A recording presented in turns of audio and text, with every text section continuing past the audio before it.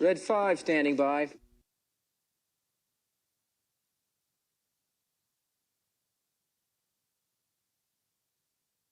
This is where the fun begins.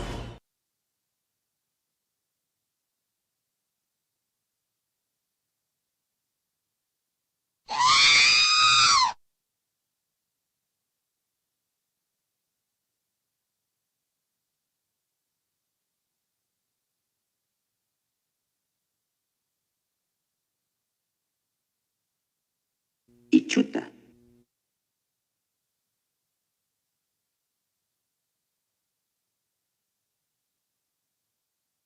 Tell that to Country Club. Now this is pod racing.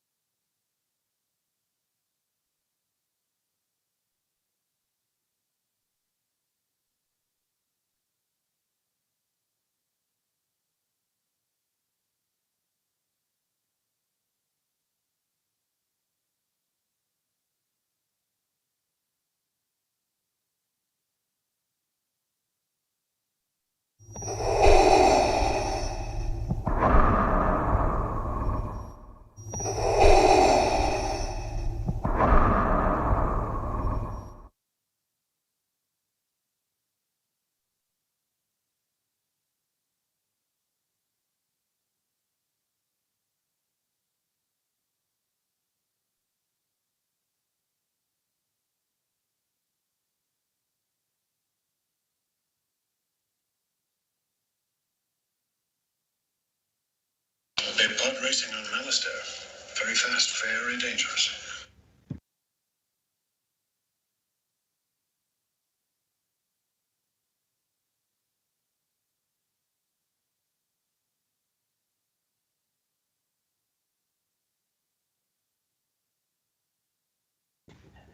Now we're just sending messages to each other for help. This is the way.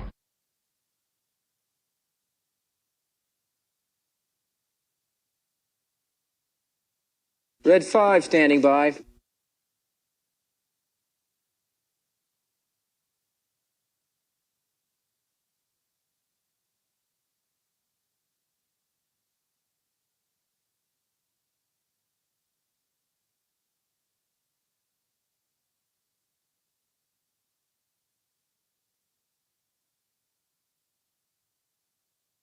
We now can banfa tudo.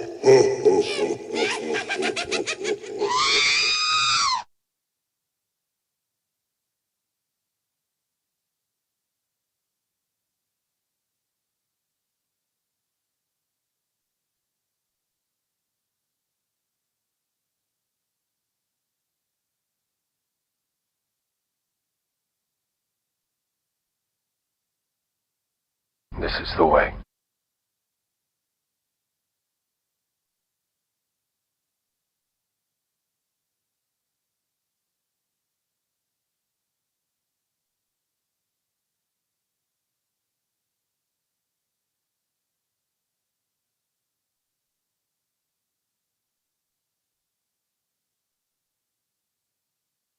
This is the way.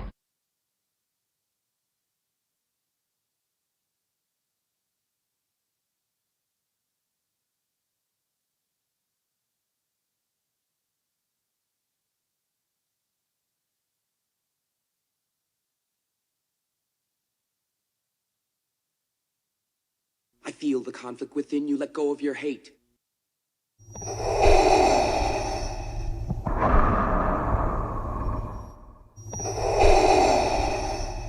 The shroud of the dark side has fallen. Begun. The Dad Wars. has. Y chuta.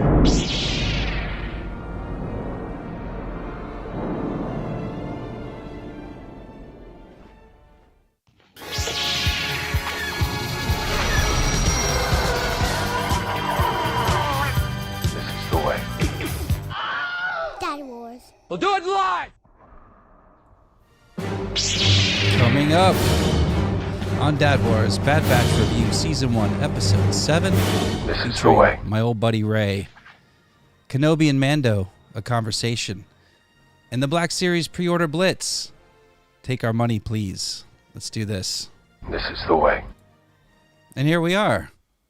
Here we are. Hello. Oh, hi. Hey, Aaron. Hey. All right, I was just reading. Yeah, I can see that. Little something. It's never too late to start. No, and I think I'm doing really good. I think Just flip, it's hard. It's hard to read. I don't know what I'm doing. glasses, How are ya? and then you flip the book right side up. I'm okay. I'm all right. Yeah. Okay. Stream looks a little laggy, but it wouldn't be Dad Wars without some technical difficulties in the upfront. Well, I might have overeaten a little bit, so that could. That's why it could be laggy. A little more weight this week. That's how it works. Yeah. Did you read that somewhere upside down? I did. On the Reddit. I don't know what that is. I don't know what that is. The kids love it. The kids love the Reddit. So, how was your week? My week Monday is good. How's your the last show? Yeah. That's how I gauge life between episodes of Dad Wars. How was your last week to this week? My last week was pretty good. We had some Star Wars excitement last week, which we'll talk about later. And yeah, it was good. Yeah, how about yourself? You teased it. You're already teasing. It's a teaser. It's been rough, not gonna lie. No, it's been great. We've had highs and lows. Family time was amazing over the weekend. Yeah, great weather, and Eloise's softball coach, had everybody over to his 5-acre farm, and had a little post-season barbecue, and it was fantastic. I love living out in the country. Yeah. There were horses and goats and puppies to be adopted, which is a little dangerous for us, but the girls. You guys, you have chickens, and we have chickens. Yeah, that's our first step into a larger world. It's chickens. So this time last week, right before the show, I helped the chickens. I escort them back to their coop because they're a little stubborn, but they know they need to go in for safety. When it gets dark, they kind of shuffle in one at a time. But last week there was a tragedy in the coop, and so right before show, I had to clean up the murder scene. And I was processing it all during the show. So if I was a little weird last week, it's because you just witnessed a murder. Yeah, we lost one. So this would be the perfect time to have the Law and Order cha-ching sound. I'll work that into the soundboard for next time. Yeah. But yeah, country life. You take the good, you take the bad. Put them together, and what do you have? The country Facts life. This is the way. So let's Here see. we are, face to face, just a couple of silver spoons. And I know For the almost. rest of the evening, I'm going to speak in 80s sitcom. Go ahead, give me the next line, and I'll. Oh, gee. No, I can't. Here we are, face to face, a couple of silver spoons. Silver spoon. That's all I know. That one. We're two of a kind. We're two of a kind. Making it something. That's a space station, not a moon? Together, we're gonna find our way. Oh wow. That's built into our Dad Wars credo. We should see if we get that as our theme. The Silver Spoons theme song. We'll get shut down. We always seem to get copyright strikes in the show. I don't know why. Well, I'm excited to see what we get tonight. Maybe me holding that book will get. I think your impressions are so good. If you did an impression tonight, we'd probably get a copyright strike from the Christopher Walken estate. Yeah, that's true. Yeah, I was this close to doing Christopher Walken last week. The perfect opportunity, but I held back. You said I shut you down. I don't remember that. Was I not paying attention? What was I? What? Well, I started to make a joke, kind of like, and I think it would sound a little something like this. And then you said, "I will cut you, and I will hurt you and your family if you do Christopher Walken." We're gonna have to. We're gonna have to. I figured that was like a no. Yeah. So we've got. I could be wrong. We've got some. It's we've been complaining, grousing that it's been slow and in the world of Star Wars with news. Yeah. And nothing has changed since last week when we were complaining about it. But there are a couple cool things that we'll get into that I think kind of hit both our radars right around the same time, right? Yeah. So we're like, okay, this must be kind of compelling information if we're both kind of pinging each other about it. Yeah. Pinging. That's what the kids do on the Reddit. We'll do it live. Yeah, you know, I want to actually bring up something that's kind of cool that happened in the Star Wars community, because you hear a lot of, if you go on YouTube, there's tons of negativity, a lot of negative videos about Star Wars, why this movie is horrible, why this series is not, well, it's all this negative stuff. And there's a lot of clickbait crap. But something kind of cool happened this week, if you don't mind. I want to just talk about it real quick. The floor is yours. The senator from Malastare. Nice. So I play this game, Star Wars Galaxy of Heroes, and it's ridiculously addictive. Don't get started on it, anybody. Seriously. Great plug. But there are a couple of major people that play the game, and they have YouTube videos that they will show you, like, here's how you get to this level, or here are some characters that are coming up or whatever. So there's a couple that I watch every week, and they're about 2 or 3 times a week they have videos. So there was something happened recently. There was a young player. His name was his screen name was Mini Snowwalker. Okay, I like it. And he, 14 years old, sadly was dying. Wait, what? Terminal cancer. Okay, all right. So they started doing this thing in the Galaxy of Heroes community where everybody was adding the word mini to their screen names and kind of a solidarity thing. Oh, really? And then a group of players got together and did a live stream to raise money for St. Jude's, because the family was like, we're kind of past the point. There's not, you can't really help us, but if you can raise money to help other people, that would be great. Oh, okay. And the community raised $25,000, which is tremendous. That's incredible. And what was the time frame like that they raised this amount of money? A week? I want to say like a week. Yeah, they did it in a week. That's wild. And sadly, on Sunday, the young man passed away too soon. But you're starting to see in the community that there's certain segments that are on their shows that they've changed completely and are dedicating it to his memory.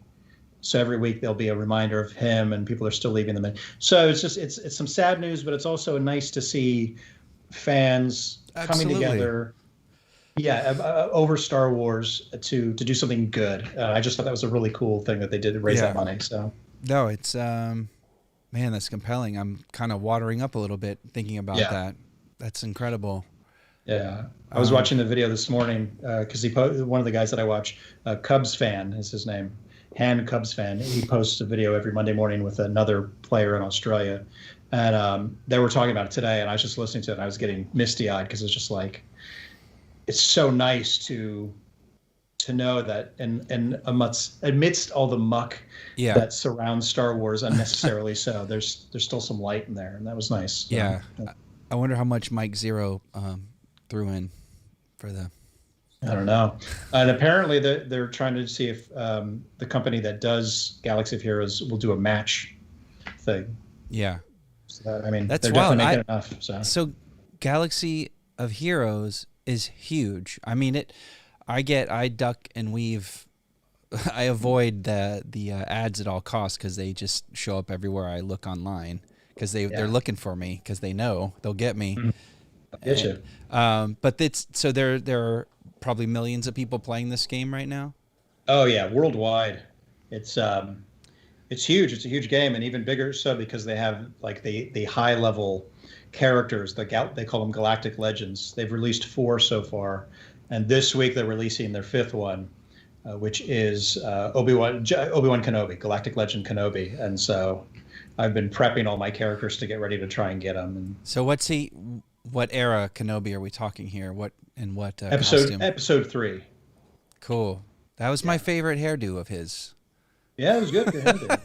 I thought Phantom Menace a little too high and tight. Yeah. Part 2 a little too mullety. That was kind of the haircut I had during the pandemic, during the lockdown. You can ask my wife, who's actually watching right now.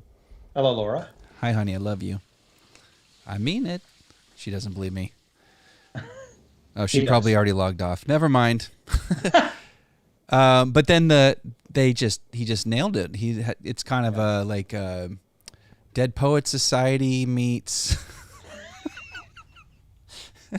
Star Wars. I don't know. It's just it's kind of prep a little preppy, right? That hair. It looks good. Yeah, it looks and like the beard is slightly militaristic in the back, a little longer on top. Yeah, and that's basically how they modeled the character for the Clone Wars cartoon, which then ran for 7 seasons, right? Yeah. So there's that continuity there. Yeah. I gotta say though, I like what I'm seeing now of his hairdo. It looks very. I'm still here, by the way. Kind of shaggy and kind of living in the desert. Yeah. Speaking of, that's one of the items that we were kind of chatting about throughout the week is that there was an out of nowhere, unexpected conversation, or was it? Or was I just like clued out? And then suddenly I'm like, oh, there's Ewan McGregor hanging with Pedro Pascal and having a really cool conversation about acting and about mostly Ewan's roles over the years. But it was just such a really cool, like honest little segment, and we'll cover some of that tonight. I actually cut it down for time and for context to fit within Dad Wars. We will not be showing it at all, YouTube. Calm down. Well, that's what I'm wondering about. I'm wondering if we'll get copyright strike from Variety. It's probably more like marketing and advertising, so they might let it slide. Like if we showed a trailer, I think we'd get away with. But if we showed the full program, we could try. We're not making any money off of this show. And that's not our goal anyway. What? You're not paying me? I thought this might be the best time to bring it up since we've got I have so much hate in my heart 5 right eyewitnesses. 6. We've got 6 eyewitnesses. So they down to 5. Nope, 6. It's very volatile. I gotta say something to the 6 people watching, probably 5 because I think I'm one of those viewers. Justin was kind enough to send me a really wonderful gift this week of some. I kind of want to show it, but maybe we'll save it for a later show. But it was some very cool pictures of some of my favorite characters from Star Wars. So thank you for that, Justin. You got it, brother. I mean, really, thank you for being a part of this and being a big part of this, being the most of the part of this. But also, honey, it's a business expense. That was for my wife. She's still on my C. So it's a write-off. It's a tax write-off. Oh, should I have not mentioned the? Oh, sorry. No, it's fine. We're good. So we've got that to talk about. What other news? Anything else come up on your radar? That Galaxy of Heroes story is really, really sweet, and it feels like I'm feeling some good vibes between that and the Pedro Pascal Ewan interview. And what else do we have coming on? I don't know. I think I have a feeling that we're going to start seeing more stuff in the next few weeks for some reason, whether it's because there's already paparazzi pictures. Paparazzi? I don't know if that's what it would be from the Kenobi set, but it's everybody like wrapped in garbage bags, so you don't see their costumes. Yeah, they're literally keeping everything under wraps. Yeah, although there were some pictures that came out today of one of the actresses. I think she was on Game of Thrones, who's in it wearing an obvious Imperial cap. So. Yeah. I think I know what you're talking about. Yeah.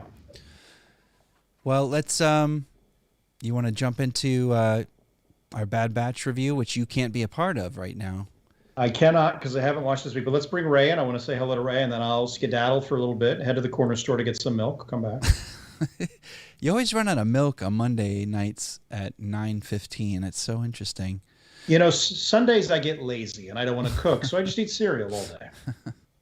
That's how I roll. You should eat oatmeal.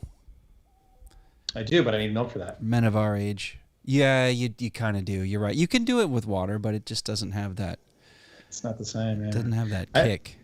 I make a great apple cinnamon oatmeal, by the way. I just want to say. I do cinnamon raisin. I don't do the apples.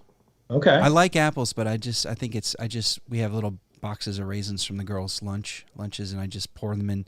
We have a pressure cooker, like a Ninja Foodie thing. It's like a space age pressure cooker / air fryer. Mm-hmm. You throw some oats in, some oat milk, because oat milk goes really good with oats. I don't know if anybody knew that, but they were kind of meant to be together. Then you just dump a ton of cinnamon in there because that's supposed to be good for you. And then 2 boxes of little raisins. You steal it from your kid's lunch. Yeah. And then 4 minutes under pressure, and you are good. You actually have to play the song under pressure while you cook them. Yeah, and that's how you know when you're done. When the song's done, oats are ready. Gregory James says add peanut butter. Oh, whoa! Yeah. I don't know if he means to the show or the oatmeal. The show needs more peanut butter for sure. Well, while you guys are talking, I'll run dry oatmeal. Let me see if I can pull. Is Ray? Are you there, Ray? Don't leave me yet, Aaron. Let's see if we can get Ray. Okay. Pass the baton. You've never sounded more needy. Don't leave me yet, Aaron. You're my only hope. Yeah. See, Ray was gonna join us for the review, and then he needed us to check out and go actually watch the episode for a second time. He said he was going to, what was it, Hooters? Is that am I pronouncing that right? Hooters? To go see the Bad Batch? No, I think he said Roku. Oh, okay. Roku. All right. Well, that explains the woman in the orange shorts. Yeah. Yeah. Okay. All right. I'm just going to bring up our Bad Batch review page, and there he is. My goodness. My man. We got the South, we got the East, we got the West representing Dad Wars. How you doing, Ray? Not too bad. I just got done rewatching the episode for the second time. Awesome. Thanks for filling in. You're not a fill-in. This might be the thing. Like Aaron has a schedule he has that he sticks to. And so maybe, every week or every other week. I think he watches like 2 episodes every other week. But I'm damn glad to have you here. And I watch everything like within minutes of it coming out. So I'll get a text from you like as the Loki credits are rolling, like as it airs. Did you watch it yet? You watch Loki yet? I'm like, caught up on wait, Handmaids? I'm like, wait, that's on. And then like 2 weeks later, I'll get to it. But yeah, but you've always been like on top of it with TV and film, but TV, like I remember when you and I lived together, one of several times when we were in our 20s, like you were the DJ on the remote, and if something went to commercial, as they did back in the 90s, Ray could like quickly flip to something that had just come out of commercial, and we could almost watch 2 shows at once. I remember you said that was my superpower. I could before DVR, I could switch and watch something else, and then switch back, and it would come back on right as the commercial was ending. It was just incredible.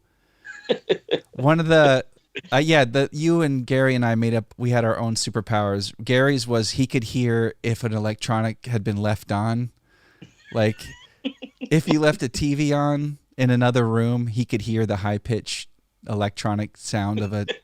And then mine was I could go to like a Walmart or a Target and scan and instantly find the shortest line and get checked out faster than anybody else. Yeah. I don't know if that was true. I think I just we were just trying to think of something for me to do. But so how you been? Not bad. Got the I don't know if you guys let's see the puppy. Some cuteness. What's his name's Louie, right? Louie, he's sleeping. He's out. Man. This is his normal nighttime thing. How old is he? He's about 9 weeks old. Awesome. Look at these ears. He's a young pup. And is he sleeping through the night? Is he house trained?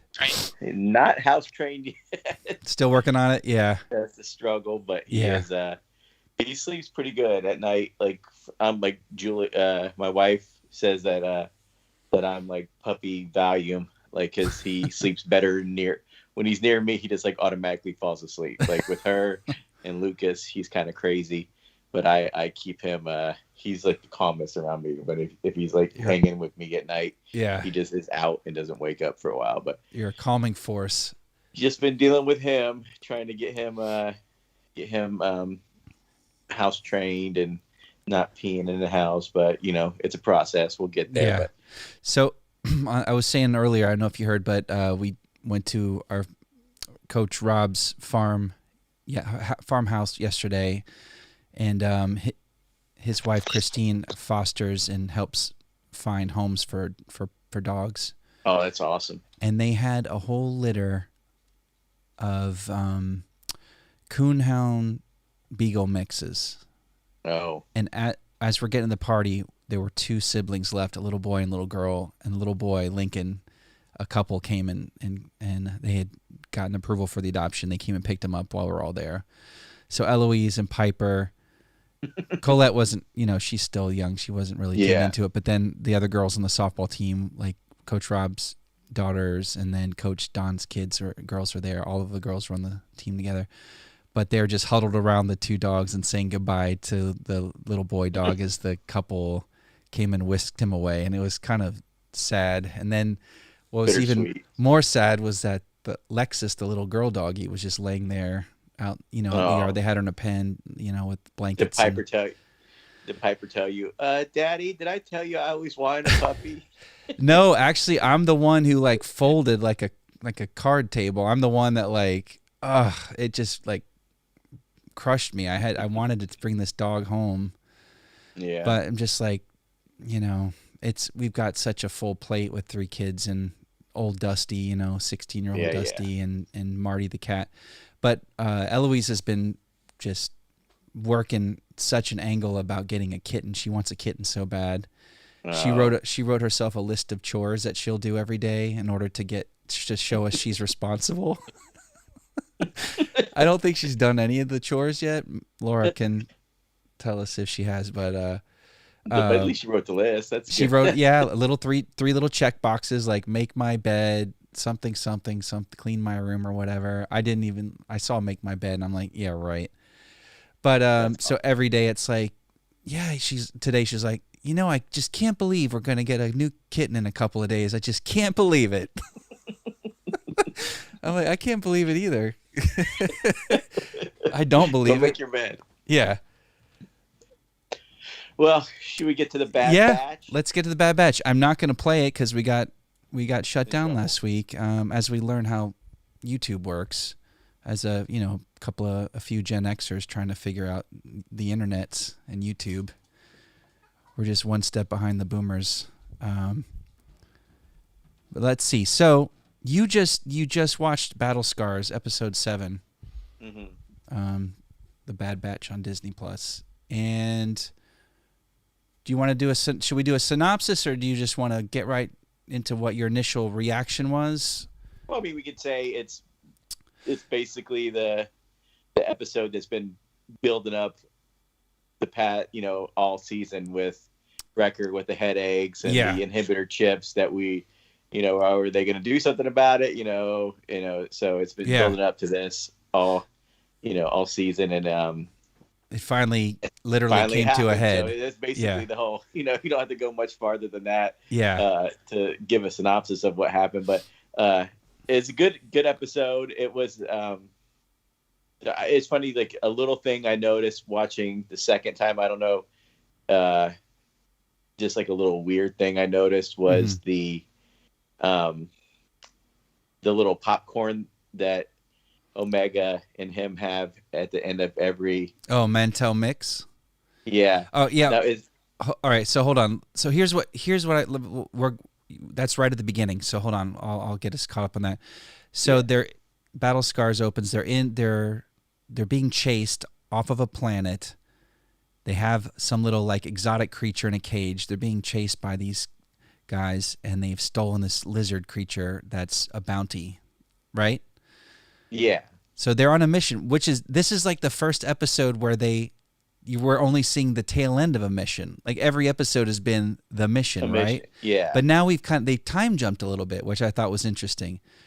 So they've stolen this creature from these pirates, whoever that stole this creature, and I looked up the name of these pirates, and it's a species that or a race of beings we've never heard of before. So this was their first appearance. I looked it up. But yeah, so they get back, they deliver the bounty to Sid, and then they have this Mantel mix. It looks like caramel popcorn to me. Like Wrecker and Omega, that's their new their new tradition, right? Yeah. So go ahead. And I had two thoughts on that. Okay. Is that something that I wonder if they sell that at Galaxy's Edge at Disney? Yes, I exactly had the same initial reaction, like, oh, that's going to be a Galaxy's Edge. If it's not already, it will be there. Yeah. It might already. That's what I'm saying. I haven't been there yet, so I'm guessing it might already be there. And my other thing I noticed is that when they say, when she breaks down all the expenses, she says there is 20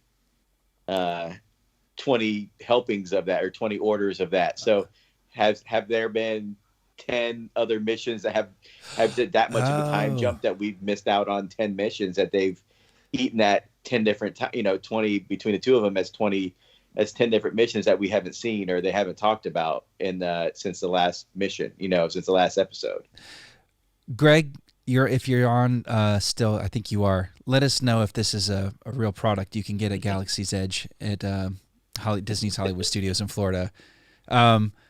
But that's like a time. So you're saying that's like a time marker. She called out the inventory. He's like, so they're giving him, like, Hunter receives the credits from Sid. It's like a pittance. It's like nothing. Docking fees, blah, blah, blah. Yeah. Like fuel charges or whatever. 20 servings of Mantel mix, which is what they're chowing on right now. So that you're right. So if they each get a serving, they could have possibly been on 10 missions between the last episode and this episode. That's so neat. I didn't put that together, but that makes sense because here in a minute there's a mysterious figure. You notice that Sid's is like, well, that's not at Sid's, that's like a vendor next door, but you go back to Sid's and it's like kind of jumping now, isn't it? Like you got the Norm and Cliff character that are still hanging out there at Carla's bar. And I wonder, and you might remember this. I wonder, because that's like that guy's the same race as like the Hammerhead,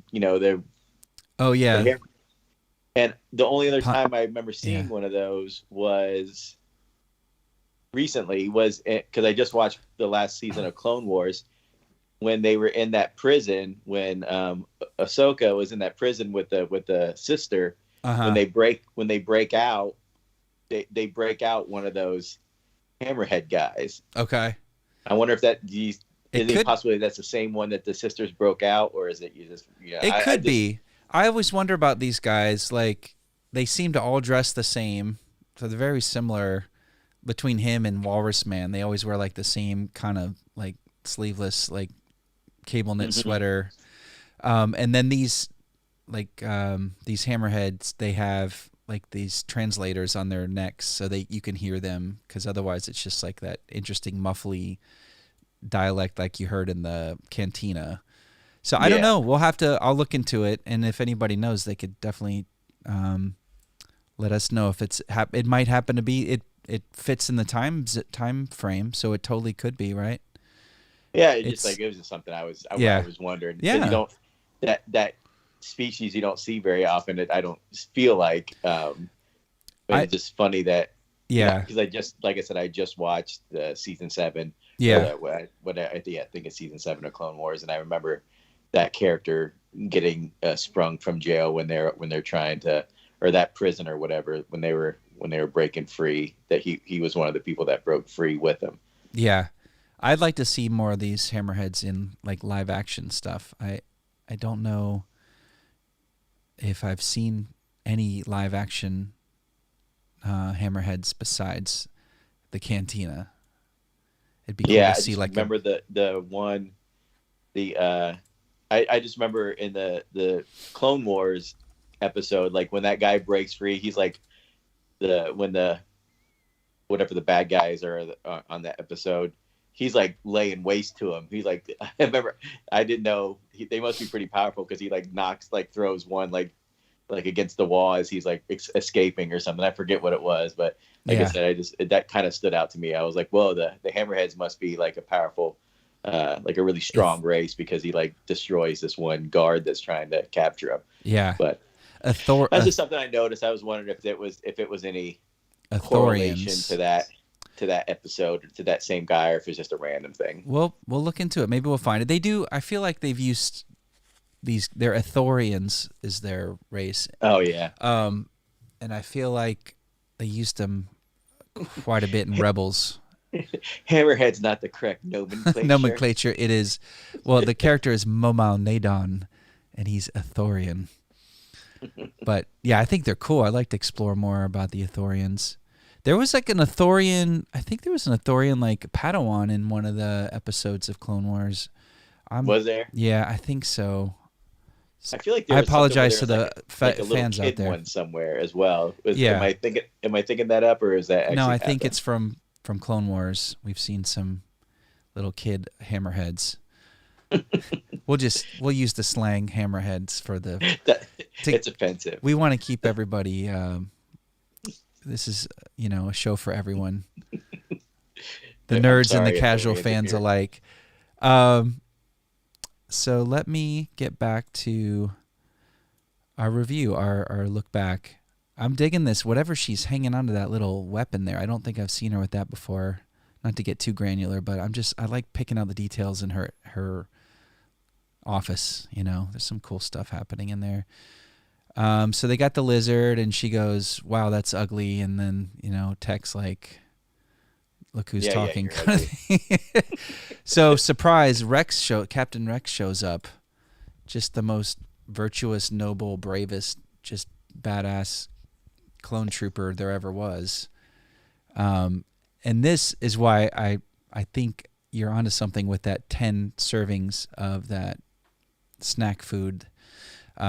Is that they were just like episode 3, right? Didn't they meet up with the deserter clone Cut and his wife and kids?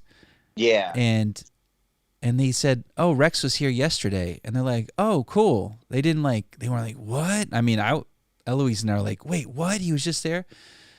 But now when they see him, they're like, "We wondered what happened to you." Like, but you knew he was like a day behind you or in front of you like a few episodes ago. But if it was like a while ago, if they've been on the run for a while now, yeah, then hey, Piggy.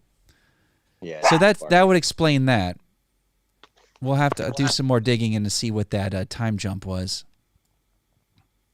I'm about to put the dog out. Go ahead. I'm This is how we do it on Dad Wars. You still have your dadding responsibilities, folks. Yeah, and like I wonder, is there going to be like, is it going to show something? Ooh, did I lose you? No, I'm still here. Okay. Is there going to be more with? I mean, is that when Rex says like, "Oh, that's when they like, where have you been?" He's like, "That's a long story or whatever." Are we ever going to see that story? Is that going to be part of the Bad Batch? Is that going to be like another series or? It's just that. Yeah, you're right. They time jumped. I kind of liked how we were just going day to day with them. So we're going there now. There's like a gray pocket in the timeline. They just jumped ahead. So you're right. I wonder what happened there, or if that connects to a comic book or a novel of Rex, a Rex's adventure that maybe they'll fill in later that we don't know about yet. So there's something else. So this is the first time Omega is seeing Rex. I'm just starting to love these characters so much, like very quickly. Right? Yeah. There's so much heart to this. What this show does that the Clone Wars didn't do, or it wasn't built for, was like there's like these tender, slow moments, and some fans would probably argue that with me, but it was action, action, action. I love it, and it was like, but there was so much more. Clone Wars is just brilliant, but this is different. This is like there seem to be quieter moments, and they're just taking more time with these characters. Do you know what I mean? Yeah. Especially like with Omega and like turning, the Bad Batch crew has a lot of, they're a lot different than when you first saw them. The first time we were introduced to them and Clone Wars, like the characters are definitely fleshed out, and I know we haven't seen, I guess the episode we're gonna see Crosshair come back, but I don't miss that character like whatsoever. Like it's almost like you forgot about him, last few episodes. Yeah, they're still thinking about him because he's a brother in arms, and he's a fellow clone and a Bad Batcher. But as a viewer, like the creators did a great job of making us not like him. I love his costume. He's awesome, then when he chews on that toothpick like Clint Eastwood, there's nothing. That's just like awesome. But as far as the character goes, I want him to stay far away from them. Yeah, he's dangerous. But they've been off. It seems like they've been off their game since he hasn't been part of the group. Like you were saying before, like he was their lookout man, right? Like he was their he was like eyes. The Overwatch. And, he kept them. He kind of scouted everything out and was the sniper. The sniper that the eyes in the sky. Absolutely. But here's a tender moment here, like, and this is early in the episode. They just slow it right down, and she's so innocent and naive, and she just like kind of gets into your like personal space, right? You see how close she always stands to them. And she's very curious, inquisitive, honest. Like she just tells it like it is. I mean, she's just like, Rex is like, he's like, he said it too. He goes, I've never met a clone like you before. She's the only female clone there in the history of the clones.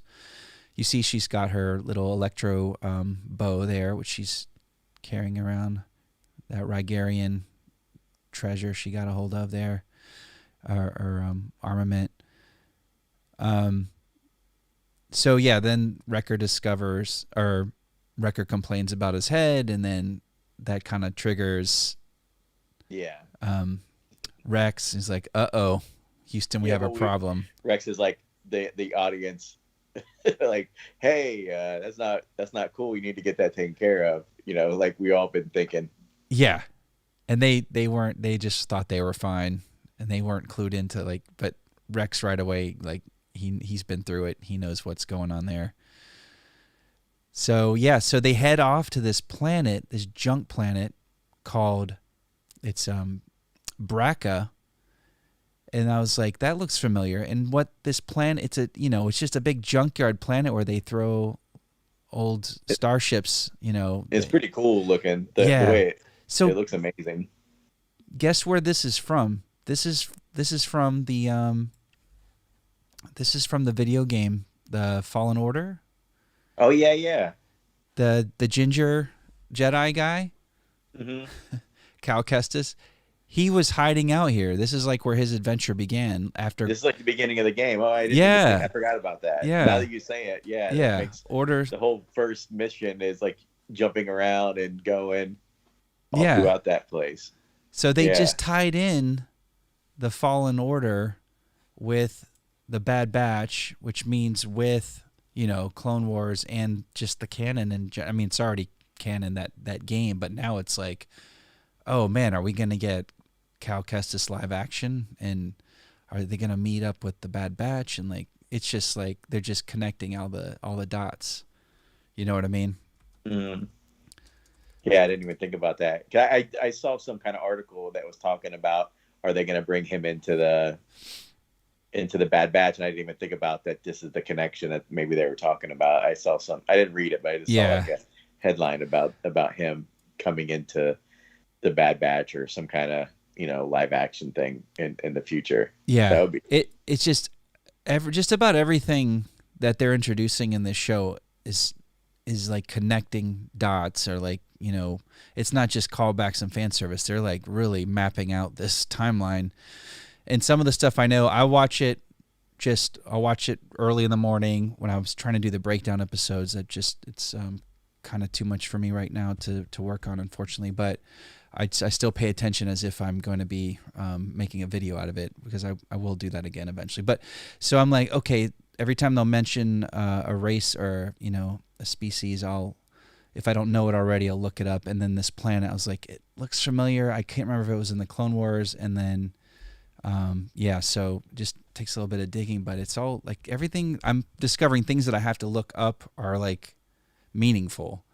The only thing that was like a brand new was the aliens or the space pirates that were chasing them at the open.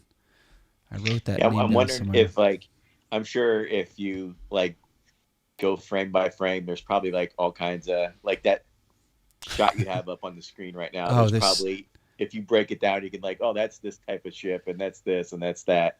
Yeah, I'm sure there's people, and probably all throughout the episode before they get in that one ship, you can probably see stuff if you know what you're looking for. Yeah, the Slave One could be parked in there for all we know.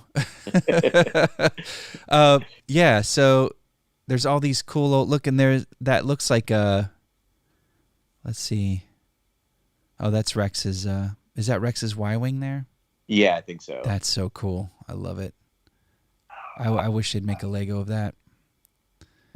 So they go to this planet because Rex knows they can find that little like CAT scan machine, or you know, that the guys can dip into and get that inhibitor chip removed.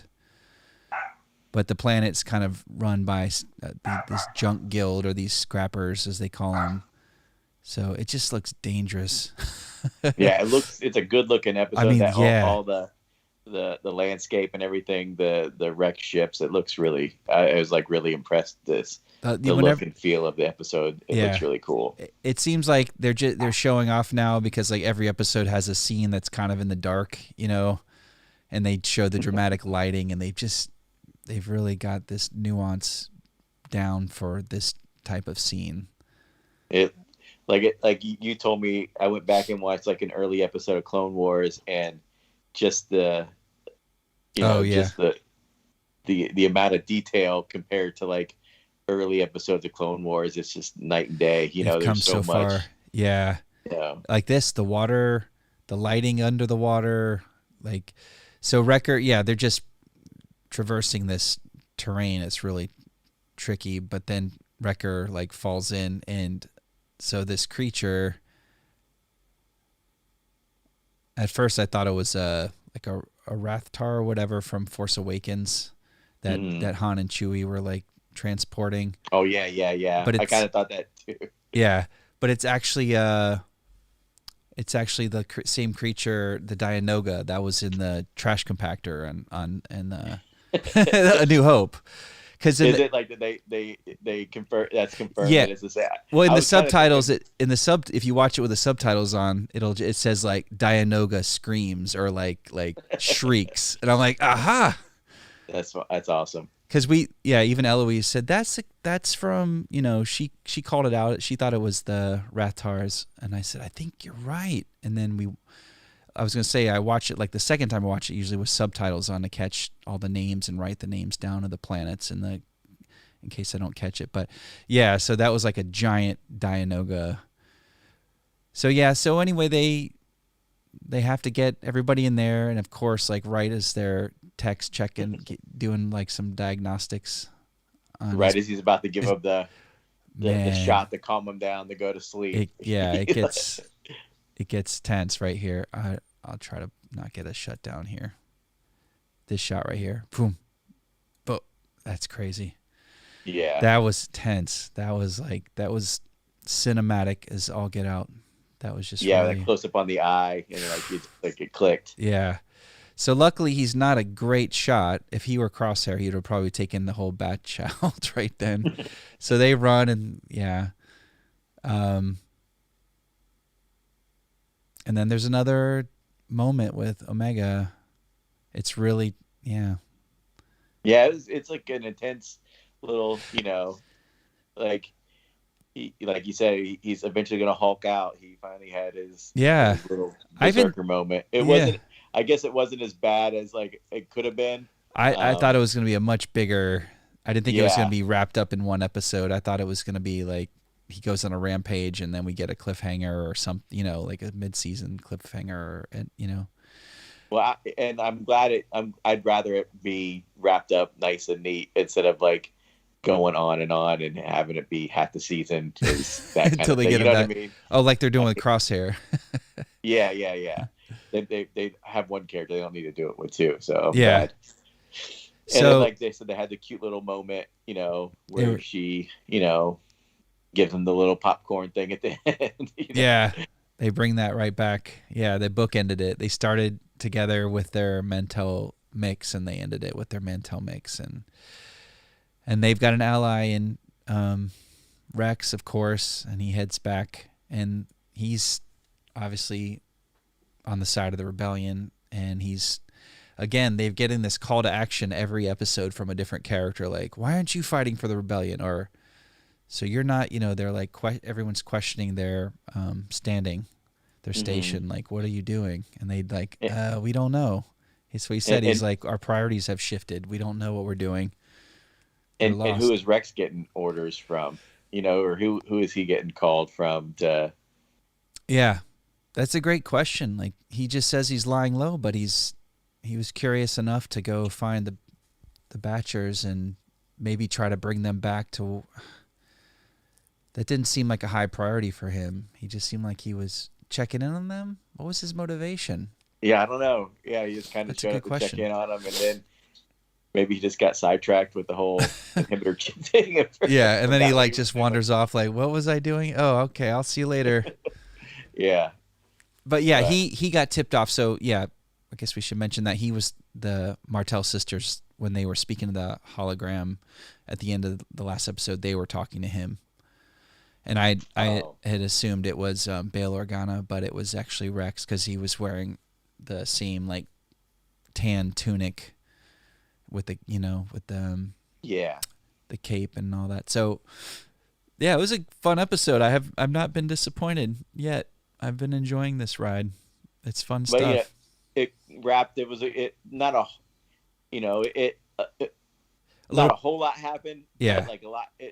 A lot did happen, but not a whole. It was an important episode to get like the whole inhibitor chip thing wrapped up. Yeah, and bring Rex back and kind of have him visit.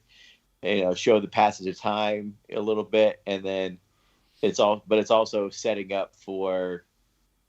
Looks like next episode is maybe going to be a showdown with Crosshair and his come and try to take them out. So it'd be interesting to see like what happens.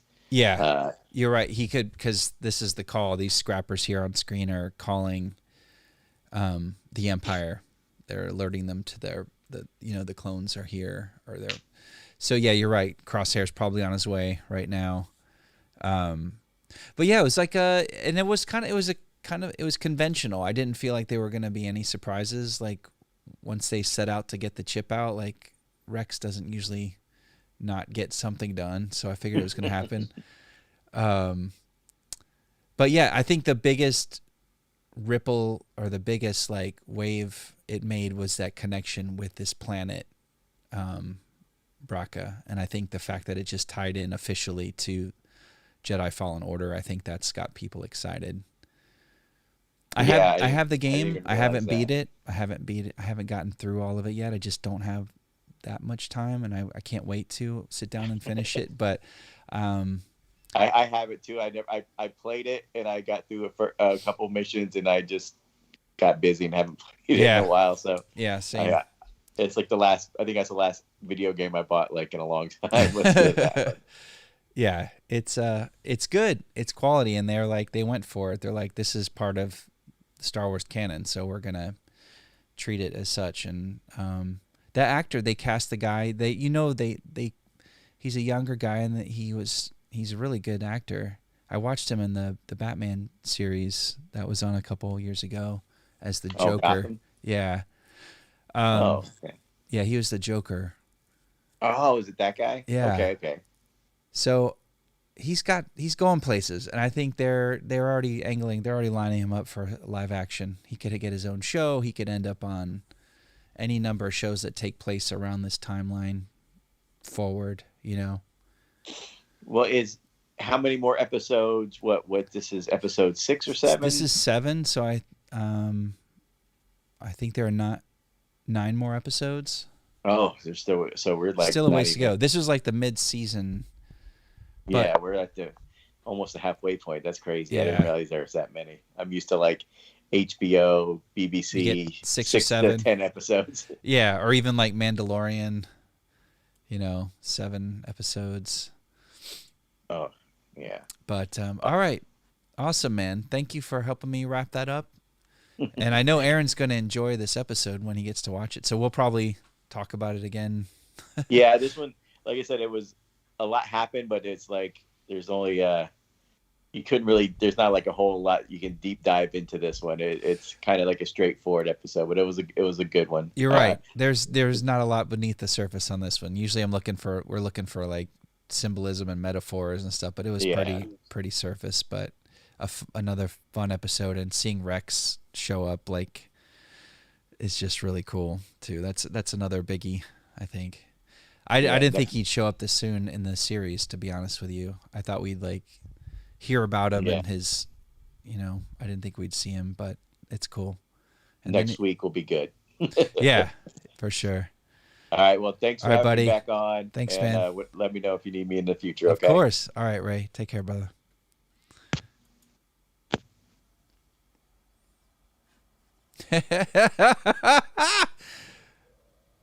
Look at you. Did you hear all of that? Did you not mute? You didn't mute. I heard everything. I heard everything. Oh, no. And I'm so mad that I'm about to go Gregory James on the show right now. You're going to get all Greg James on us? Oh, Yeah. no. I'm getting all Greg James. This is for you, GJ. He said we needed more peanut butter in this show. I think that's what he said. What was he talking about? I don't know. I hope we were talking about something else, because I can't eat the rest of this. This is really creamy. That's a lot. Fun begins. That's a long way to go for that. It was worth for it. you, Greg. You did a great job. He's very happy. It's all he's why we do the show. Okay. Let's be honest. Yeah. Now I'm wondering, how are we looking over here? How'd it go? 7 concurrent viewers. Ray had just rewatched it for the second time, and it was still fresh in his mind, and we just went through it, and we didn't get shut down because I just scrubbed through. I played 10 seconds of a Hey. I don't want no scrubs. I don't want any. Why does that sound familiar? Just giving you a little TLC. I slept through the 90s. I don't know what you're talking about.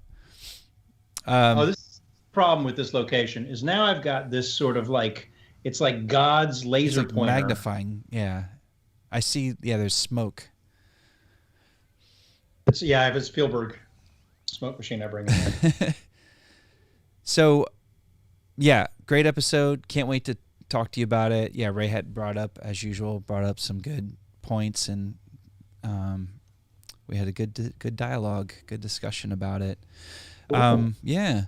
So do you want to jump right into something and some more good Star Wars news, which involves Let's do it. Let's get right into it. Let's go. Spending let's go. money. I'm ready. I don't know what this was. I don't know why. I don't know. What was that? I was getting all Burt Ward. Batman 66. I don't know what that was. Let me see. Let's get right to it. Guess what we're going to talk about? We're going to talk about resizing my 1080 to 720. It's a family That's show. none of your business.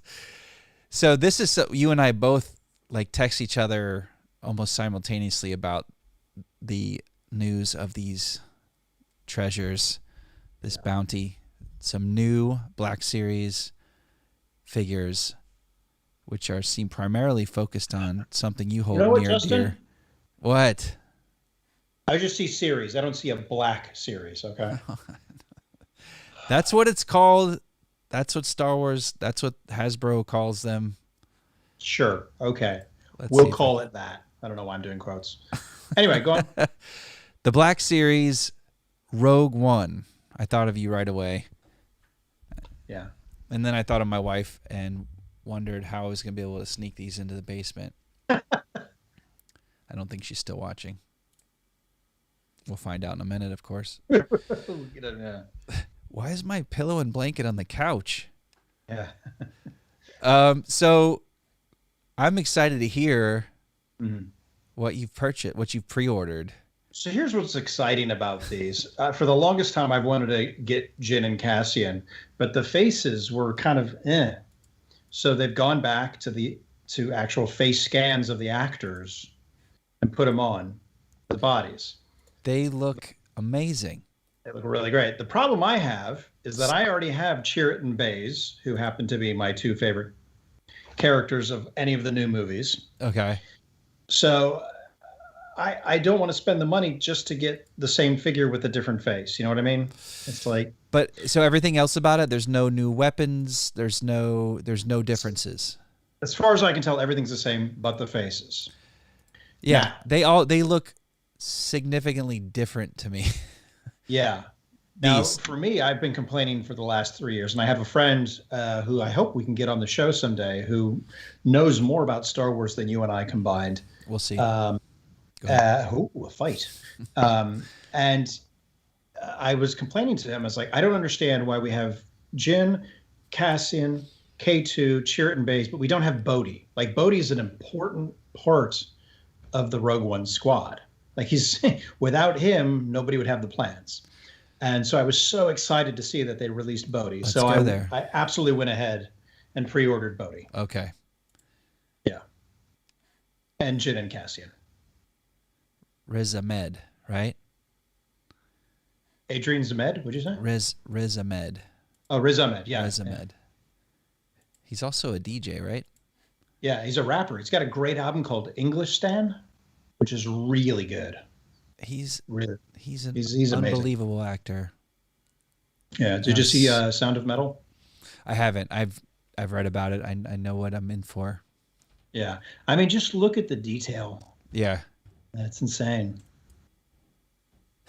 It's so great. Yeah. Look at that box art too. That is. Yeah, that's great. You know he's gonna have this on his shelf, right? He's probably already got it. Probably send him one. Yeah. But yeah, I'm excited that they're bringing him out. So I'll have Chirrut and Baze, Jin, and I've already got a K2. And apparently the new K2 just has something different about its eyes. But okay. I've got a K2 medal from like the Disney store. Have you seen that one? I think so. That's now I have K2. over here on my shelf, I have these Disney, they're like metal, they're very heavy figures. Dad Wars Enhanced Image. Bloop, bloop, bloop, bloop. Yeah. It didn't work. So it didn't work. Even with the noise and everything? That's weird. And I got those. I got a Chirrut and Baze at Star Wars Celebration, and then I was at a toy store recently, and then they had the other ones for like $10 each. Wow. So I was like, okay, I'll get those. And then the K2 I have is from the Black Series, but it's a different sculpt. I guess the eyes look different. Hang on one second. Leave that up. Hang on. Okay, let's do a comparison. Is it battle damaged? The detail on this is pretty remarkable. Yeah, I don't know. It looks. I mean, you tell me. Can you see that? Is that coming in okay? Ray just asked a very good question. Wait, how is that the original Black Series K2SO? Yeah. I mean, it looks kind of the same to me. I don't know. It's it's weird. It's like the wear and tear is in different places. Yeah. So Ray asked, "Do they have a Mads figure?" I'm glad you asked. Good question. Ah, shoot! Did I lose the link? Uh-oh. I lost the link. Oh no, I didn't.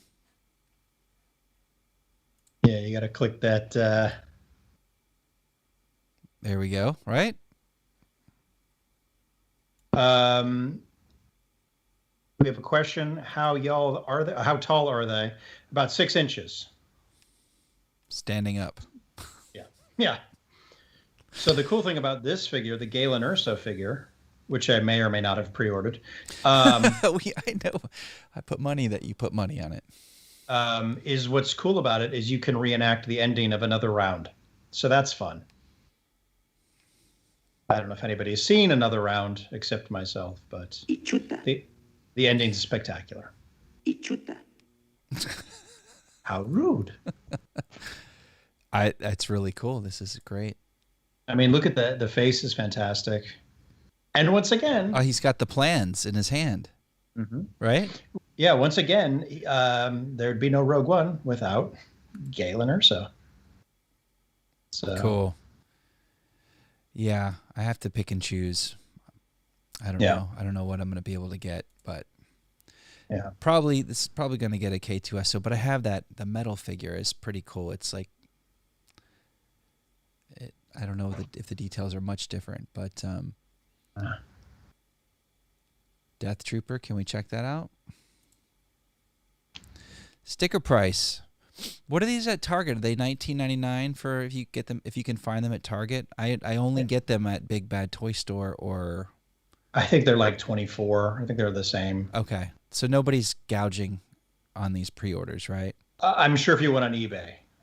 Yeah, for sure. So the most recent Black Series I got were 2 of the Bad Batch and Bo-Katan.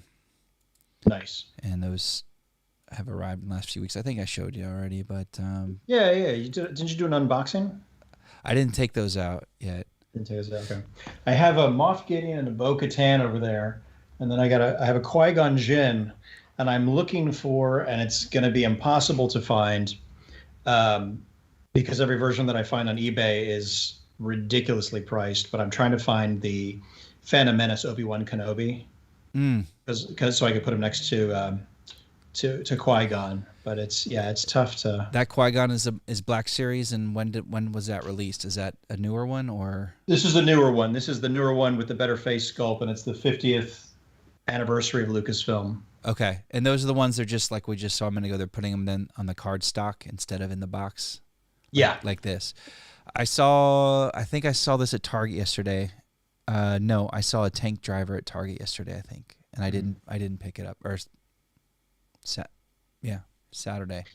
Yeah, a few weeks ago, my son and I were driving around, and there's a Target in Emeryville, which is not too far from here. I said, "Oh, let's go over there. We'll just take a look." And as we were driving up, I said, "Wouldn't it be crazy if they had Moff Gideon and this and on all these different figures, whatever?" And we got in there, and the wall was just covered with new stuff. Yeah, we were like, "Oh my god!" So it was like, well, "What do you want?"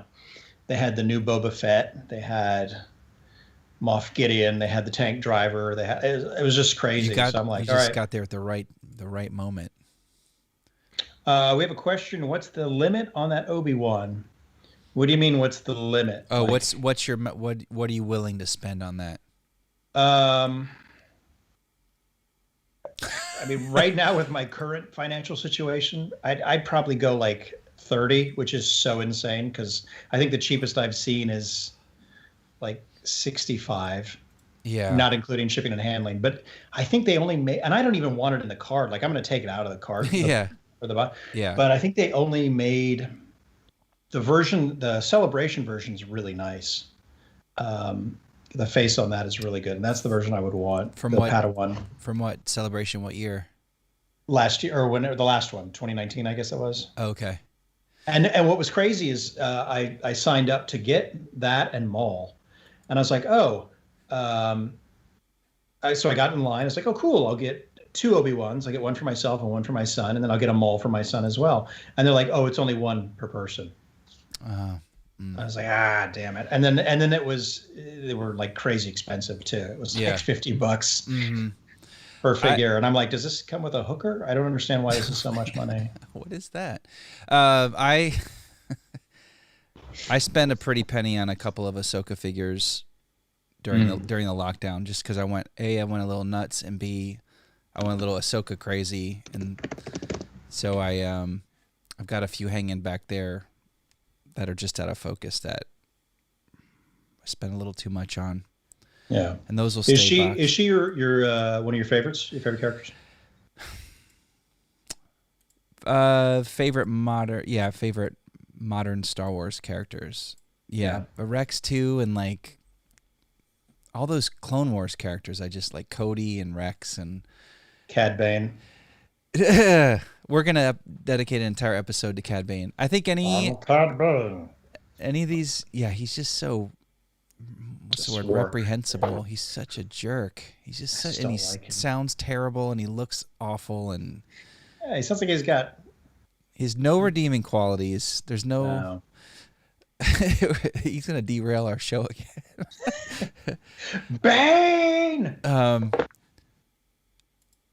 Yeah, I don't know. I love those new characters. I love all the. Can we talk about your shirt for a second? If we're gonna talk favorite modern characters. Yeah, absolutely. That's pretty much all of them in one shot right there. Yeah. And it's arguable. Like some people don't like some of those characters. Some people I know don't like those characters so much and kind of pick them apart. But as a unit, they're just like unstoppable, and they're a family, and they give me warm fuzzies when I see those characters on screen together. Absolutely. Not apart. Apart, yeah, I like them, but together, it really is what Star Wars is all about. And that's. Go ahead. Sir. I was going to say, like, that's a theme that seems to be the characters, the heroes will always win as long as they're working together.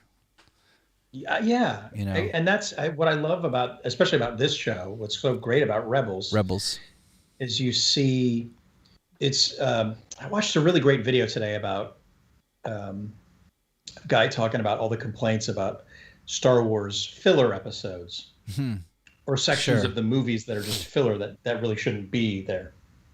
The movies don't have, their filler isn't really a thing in movies, but go ahead. But yeah, exactly. And he talks about that, and he also talks about how people are losing sight of the fact that a series is there to develop the characters, so they're not going to have action every episode, and you need those moments to be paid off later. So a quiet moment, like there was an episode with in Rebels with Sabine and Hera where they went on this planet together, and there were like these spider creatures, and they had to work together.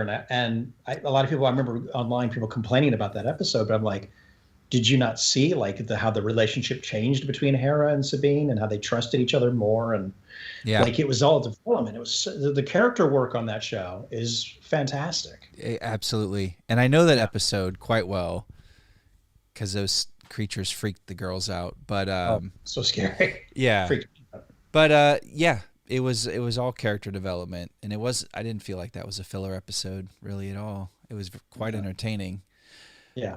But yeah, so let me show you.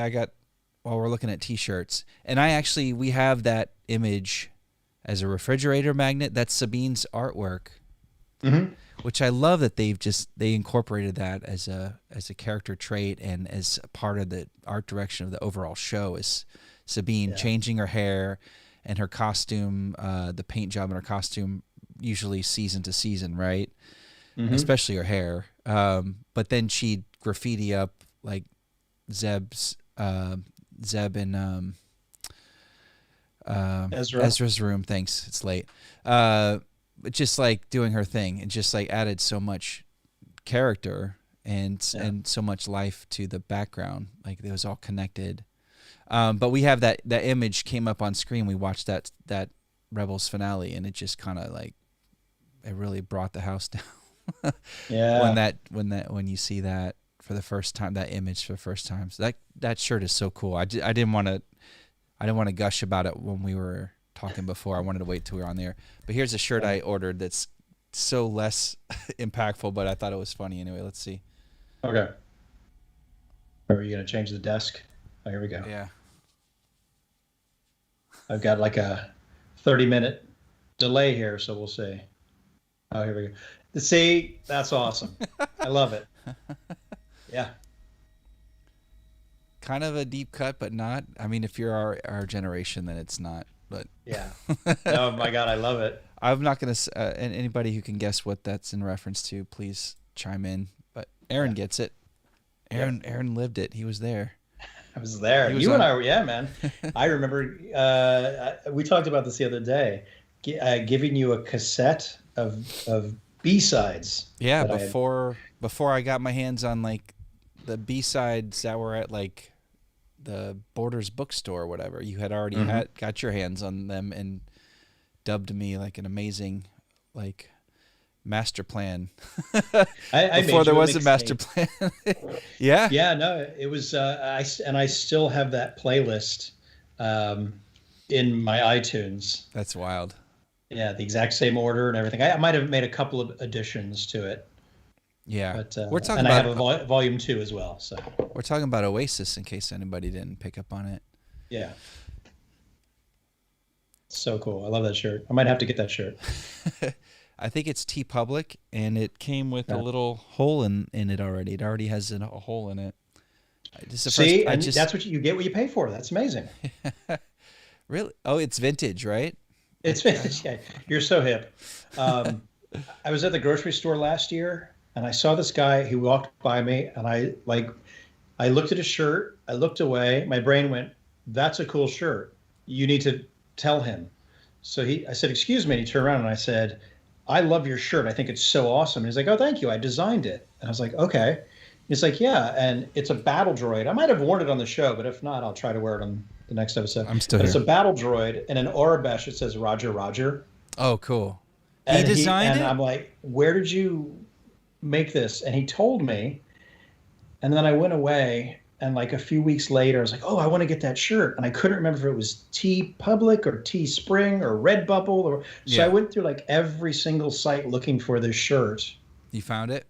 I finally found it and Where? got it. Where'd you find it? I want to say TeePublic. Okay. It's just- Yeah. Yeah. That's cool. I guess so. He made that shirt. You found it. He's selling it on one of those T-shirt sites, so he got paid.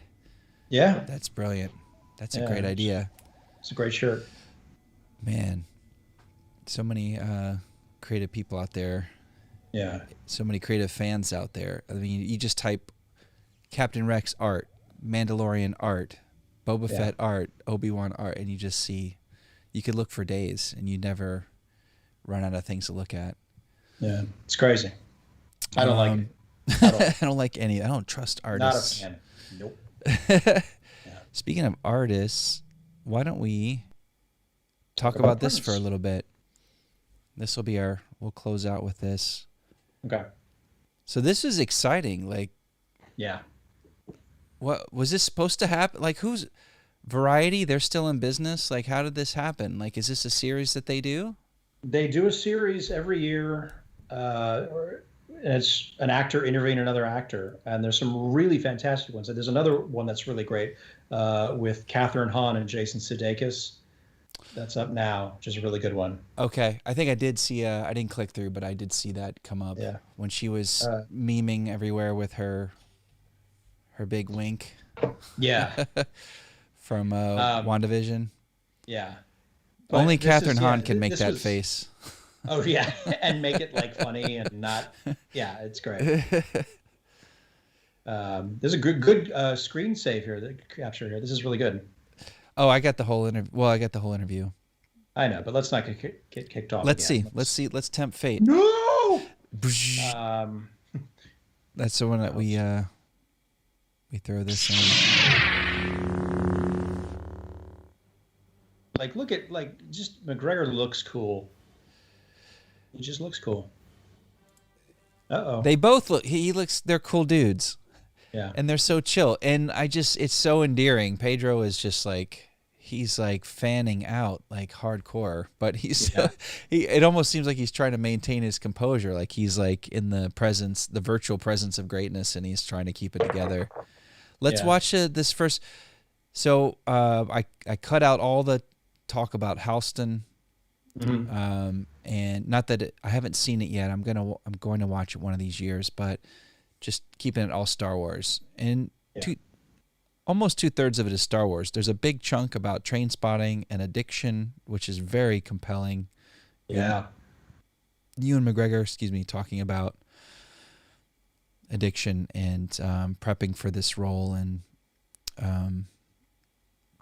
prepping for train spotting and all these other complex roles he's performed in.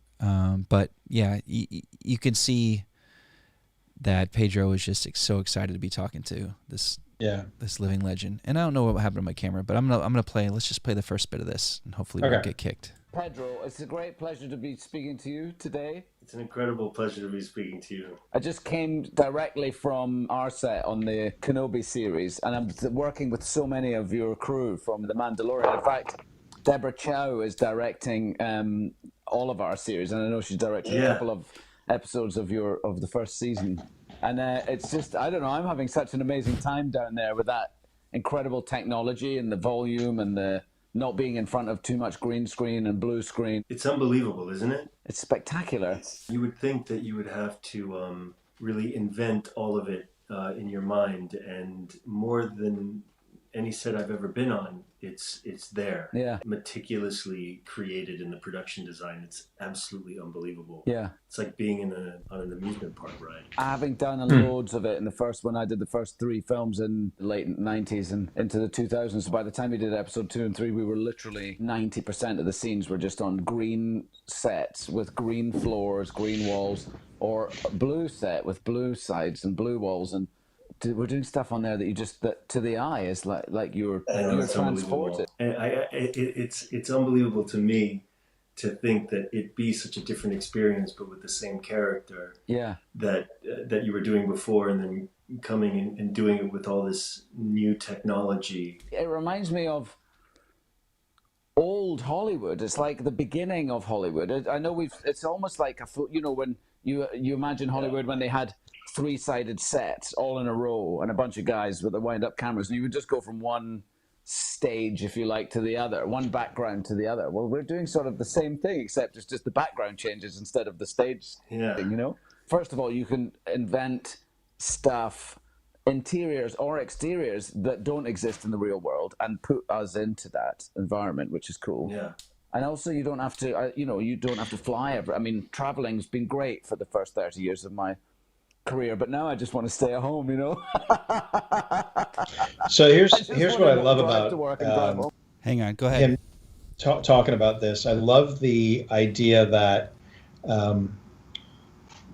what Lucas was doing with the prequels was groundbreaking by first off switching to digital technology, and then creating digital sets basically, but more so after the fact. And then now you have Pedro Pascal, who's kind of been the first generation to use the volume and to use this, like they're talking about, this set that surrounds you, that is digital, that isn't really there, but it is, and it's tangible. And now you have just this kind of, I don't know, there's something, it's like Ewan McGregor's leapfrogging from what he did to now the future of technology. I might be making no sense. No, you're making total sense. And what's interesting is that Ewan isn't even the first generation Star Wars. He's like, right. But now he's like the old guard. You know what I mean? He's like talking about how things used to be back in the day, and that was 20 years ago. But look how far we've come since then. And now, Pedro, the Mandalorian, is picking up the mantle, and the technology has changed. And now Ewan is back. Like, it's just it's such an interesting dynamic. Like you've got 2 different generations of Star Wars. That's how long this thing is going, and to think that Ewan is almost a newcomer by comparison to Hamill and Harrison and the original cast, and what they went through to make those original movies. Yeah, well, one of the guys I was talking before about Galaxy of Heroes and how I watch these gamers on their YouTube channel, and they'll usually whenever they have a news episode, it's the same thing. It's one guy talking about the same thing as the other one. And today the story was obviously about the young man that passed away, but also they were talking about this new KENOBI that's coming up. And the guy said something that made me stop what I was doing. And I was working on my computer while it played in the background on my TV. And he said he was happy that this Galactic Legends KENOBI that's coming out in the game looks like Episode 3. And he goes, that's the Star Wars movie that I grew up on. And I sat up and I was like, oh crap, right, yeah. That's right. Yeah. And this guy looks like he's probably in his early 30s, but he may be in his mid 20s. Yeah. You know. Oh, that's wild. So it was just so weird to me to think like, that's his jam. Sure. Revenge of the Sith is his jam. That's That's his Empire Strikes Back. Yeah. If you will. And it's like we said a few episodes ago. It's like you and I grew up on the original trilogy. The prequels were not made for us. They're made for a different generation, but there are things that we can take from it and enjoy. The new sequels aren't made for us. They're made for a different generation, and there are things that we can take from that and enjoy. And so it's just kind of, that's one of the beautiful things about Star Wars, is that there's something for everybody, and you're not going to like everything, but guess what? Life. Yeah. The whole thing is a metaphor for life. It has ups and downs, and you Yeah. just kind of have to deal with it. And then there's Cad Bane. Oh. Anyway, let me keep playing, and I'll get my cameras down. I'll get it working here in a second. Let's just listen to what we have next. Okay. I want a proper job. Oh my God. It's so immersive, and I don't know. I love that you're experiencing it. I'm going to jump out of Star Wars for just a second because I have to tell you. In '96, I did this summer trip. I lived in Spain. And I remember when I finally came home, my friends picked me up from the airport. I flew back to New York. And the first thing that they said to me was, "You have to see Train Spotting." Literally the very, very first thing. And that began my absorption of your entire career. So I know we jumped right into Star Wars, but I've got to tell you you've got to understand at least a little bit what an honor it is to be speaking to you like Oh, well, that's nice. Thank you very much. That's very kind. So when I had to cut around, my camera's just not working. You're on now. I see you. And then I just cut off. You're on a little bit of delay, but oh. Here we go. So like Pedro keeps bringing it back to like Ewan's career. I think that's maybe was their direction, was like ask each other about your projects. Yeah. So he kept I love that story though. I love and that's one of the things I love about Pedro Pascal is there's he seems so genuine. Yeah. And you just I don't know if this is going to sound right, but you just sense his heart in things. Like there's that clip from Celebration where he talks about going in to meet Jon Favreau and seeing all the storyboards and all the art designs, and he's like, what do you want me to play, this alien or whatever? Like, no, they want you to be the Mandalorian. And he just kind of like almost looks like he's gonna weep, and he just collapses on it's so beautiful. And it's like, how can you not like this guy? Yeah he's been great. And he knows he's navigating this, and people are trying to pull him in different directions with all the toxic fandom and takes. Speaking of, like, when I was watching this, I knew it had gone up a day or two before I got a hold of it to have a chance to sit down and watch it. And so I went on YouTube just to quick search, find it. And like half or 2/3 of the articles were like, Ewan and Pedro slammed the sequels. Like, Ewan and Pedro dissed Disney. Like, it was just like, how did you extract that from this conversation? I don't get it. But it was clickbait. But I didn't bother clicking through any of it. I was just gonna tick me off. So it's ridiculous. And it's another. Just chalk it up to one more thing that I hate about social media and the stuff that's out there. It's just like, really, that's what you're going to do? It's like all of these websites and these news websites are just digital versions of the National Enquirer. That's all they are. Yeah, just a lot louder and a lot more in your face. Like, you flashier. Not just at the grocery store, but like every time you turn on your computer. Yeah, it's hard. Hey, it's hard to avoid. Is Gregory James still out there? Is he still on? It's past his bedtime, but he might be. All right, we'll see. If he hops in the chat here and says still here, then Greg, let us know if you're still watching. Then I'm going to take a scoop of peanut butter. It sounds so good. I might go get some while you watch this part. No, I should stick around, right? Yeah, because then you'll get lost upstairs, and then this will run for 45 minutes, and then we'll get shut down, and then home screen. Let me see. Is anyone still? Yeah, we've got 6 people still on it. 5 if you don't count you, right? That's true. I like also too. Yeah. They talk later about, and I don't know if you have a certain section where this is queued up to, because I thought this was interesting with Ewan McGregor talking about working with Yoda. Oh yeah, it's in there. Let's play. Yeah. It's macro binoculars.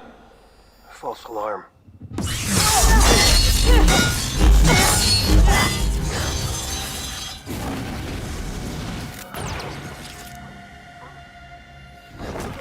We're gonna get shut down.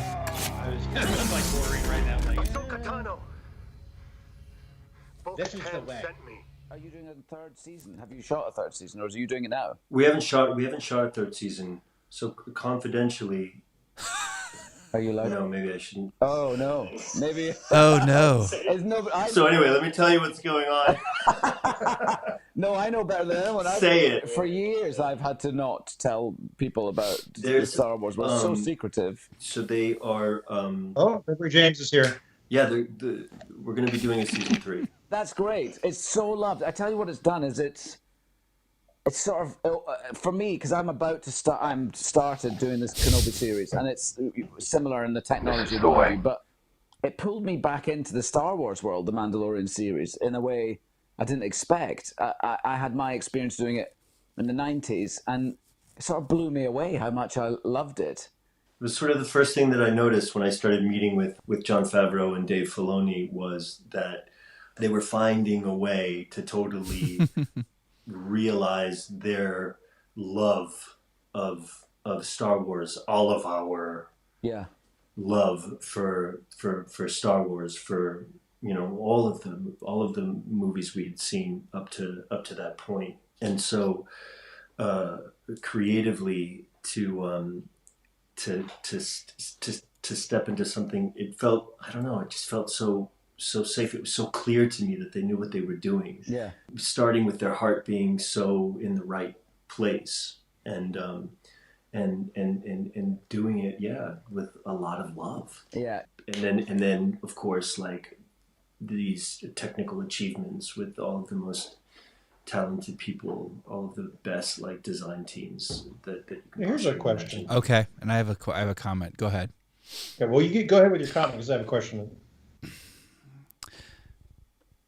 So, Bad Batch, everything seems very, it's very like well thought out, methodical. The storyline, the pacing, it seems like, at least right now, up to this, I'm maybe speaking a little soon in this run of the show, but it seems like the plotting is very like intentional. Right. And then Mandalorian season 1, because he was just speaking to like their hearts in the right place and they knew what they were doing.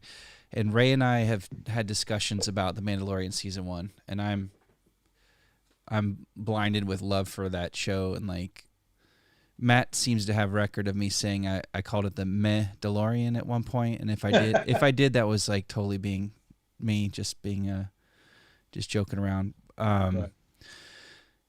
But Ray was like, well, the show, it's kind of doesn't feel like they know what they're doing. But he said he really enjoyed season 2. It seemed to like have purpose. Okay.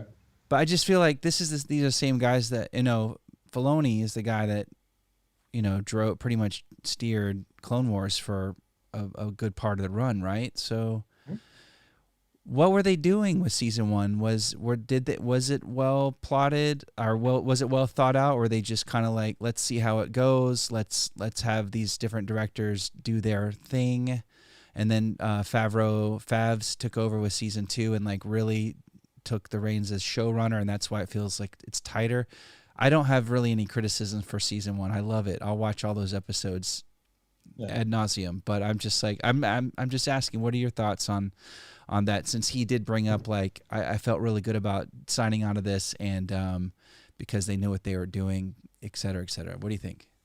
So it's funny you say this, because what I was going to ask you is, so I talked about that video I watched today about the guy talking about filler. Yeah. And he talks about season 1 of The Mandalorian and season 2 of The Mandalorian. Uh-huh. And he talks about the list of episodes complained most about as being filler. Yeah. for The Mandalorian, and it's about 6 episodes per season that people complain about.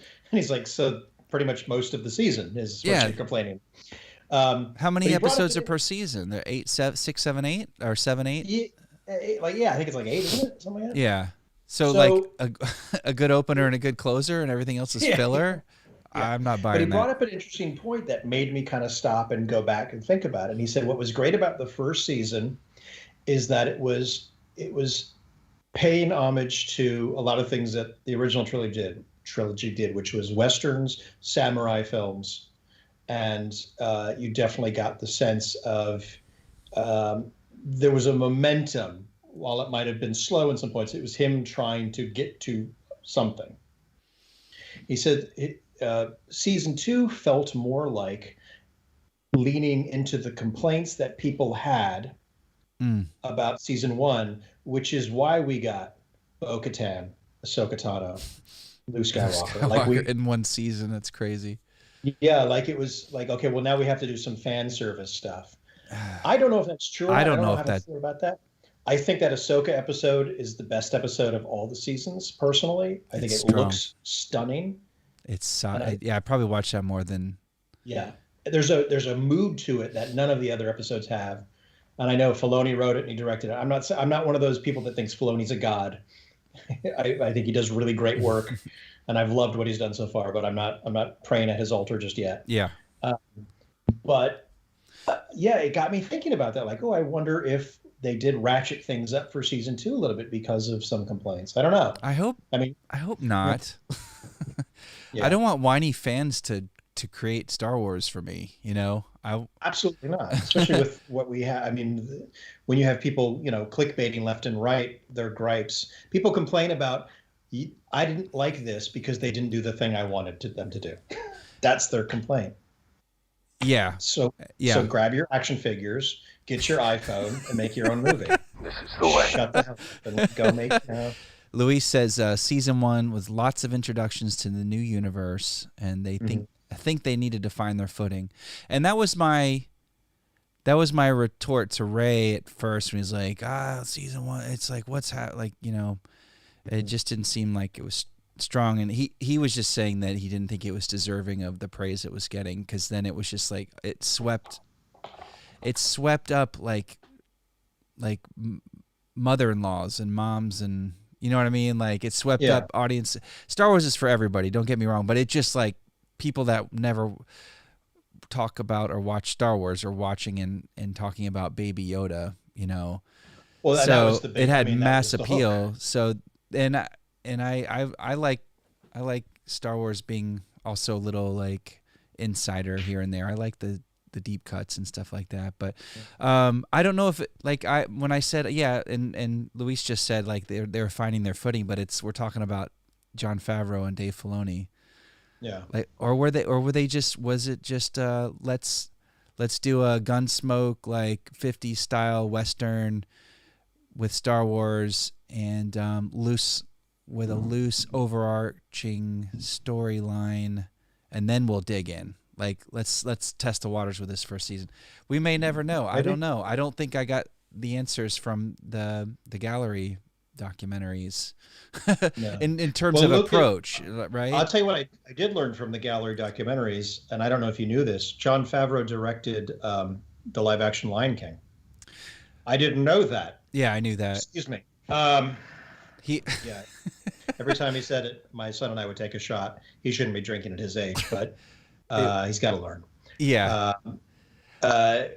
If you look at the first episode of the second season, which is written and directed by Favreau, that is a Western. Are we talking Cobb Vanth? Yeah, that is a Western. That's the only time my speech goes out of whack, like from when I was a little kid. Because in my mind it should be Cobb Vance, but his name's Cobb Vanth. That episode I probably watched more than any other episode. That is incredible. When you've got like you've got a guy who's like way underweight, like putting on this legendary armor, and he just looks like he put on his dad's like suit to go to the prom or something. You know what I mean? Like he borrowed it. When he walked in, I'm like, is Boba Fett sick? But dang, but it's Oliphant, so like yeah. Timothy And Oliphant. that's the other great thing about season 2 is that, you know, the guest stars and then the people, and then when Tamora Morrison does show up, that episode, I mean, just what Rodriguez was giving us that we'd never seen, which was, why do people fear Boba Fett so much? Why is he the most notorious bounty hunter in the galaxy? Well, now we just saw. Yeah. He's also humble. He says he's a simple man, just, you know, just like his dad. Yeah. But I think he's just like, he doesn't have any ego. He's just a killing machine. Yeah. He's got a there lot to get of the job done. Yeah. But I also, what will be interesting to see in the book of Boba Fett, because we're going to find out, you know, where he's been since Return of the Jedi, which was 5 years. He got consumed. Yeah. 5 years earlier. It will be interesting to see if, like, how much that experience changed him, because he does. I mean, he pretty much offers over everything to Din Djarin by saying, you know, we're going to help you find the child. Yeah.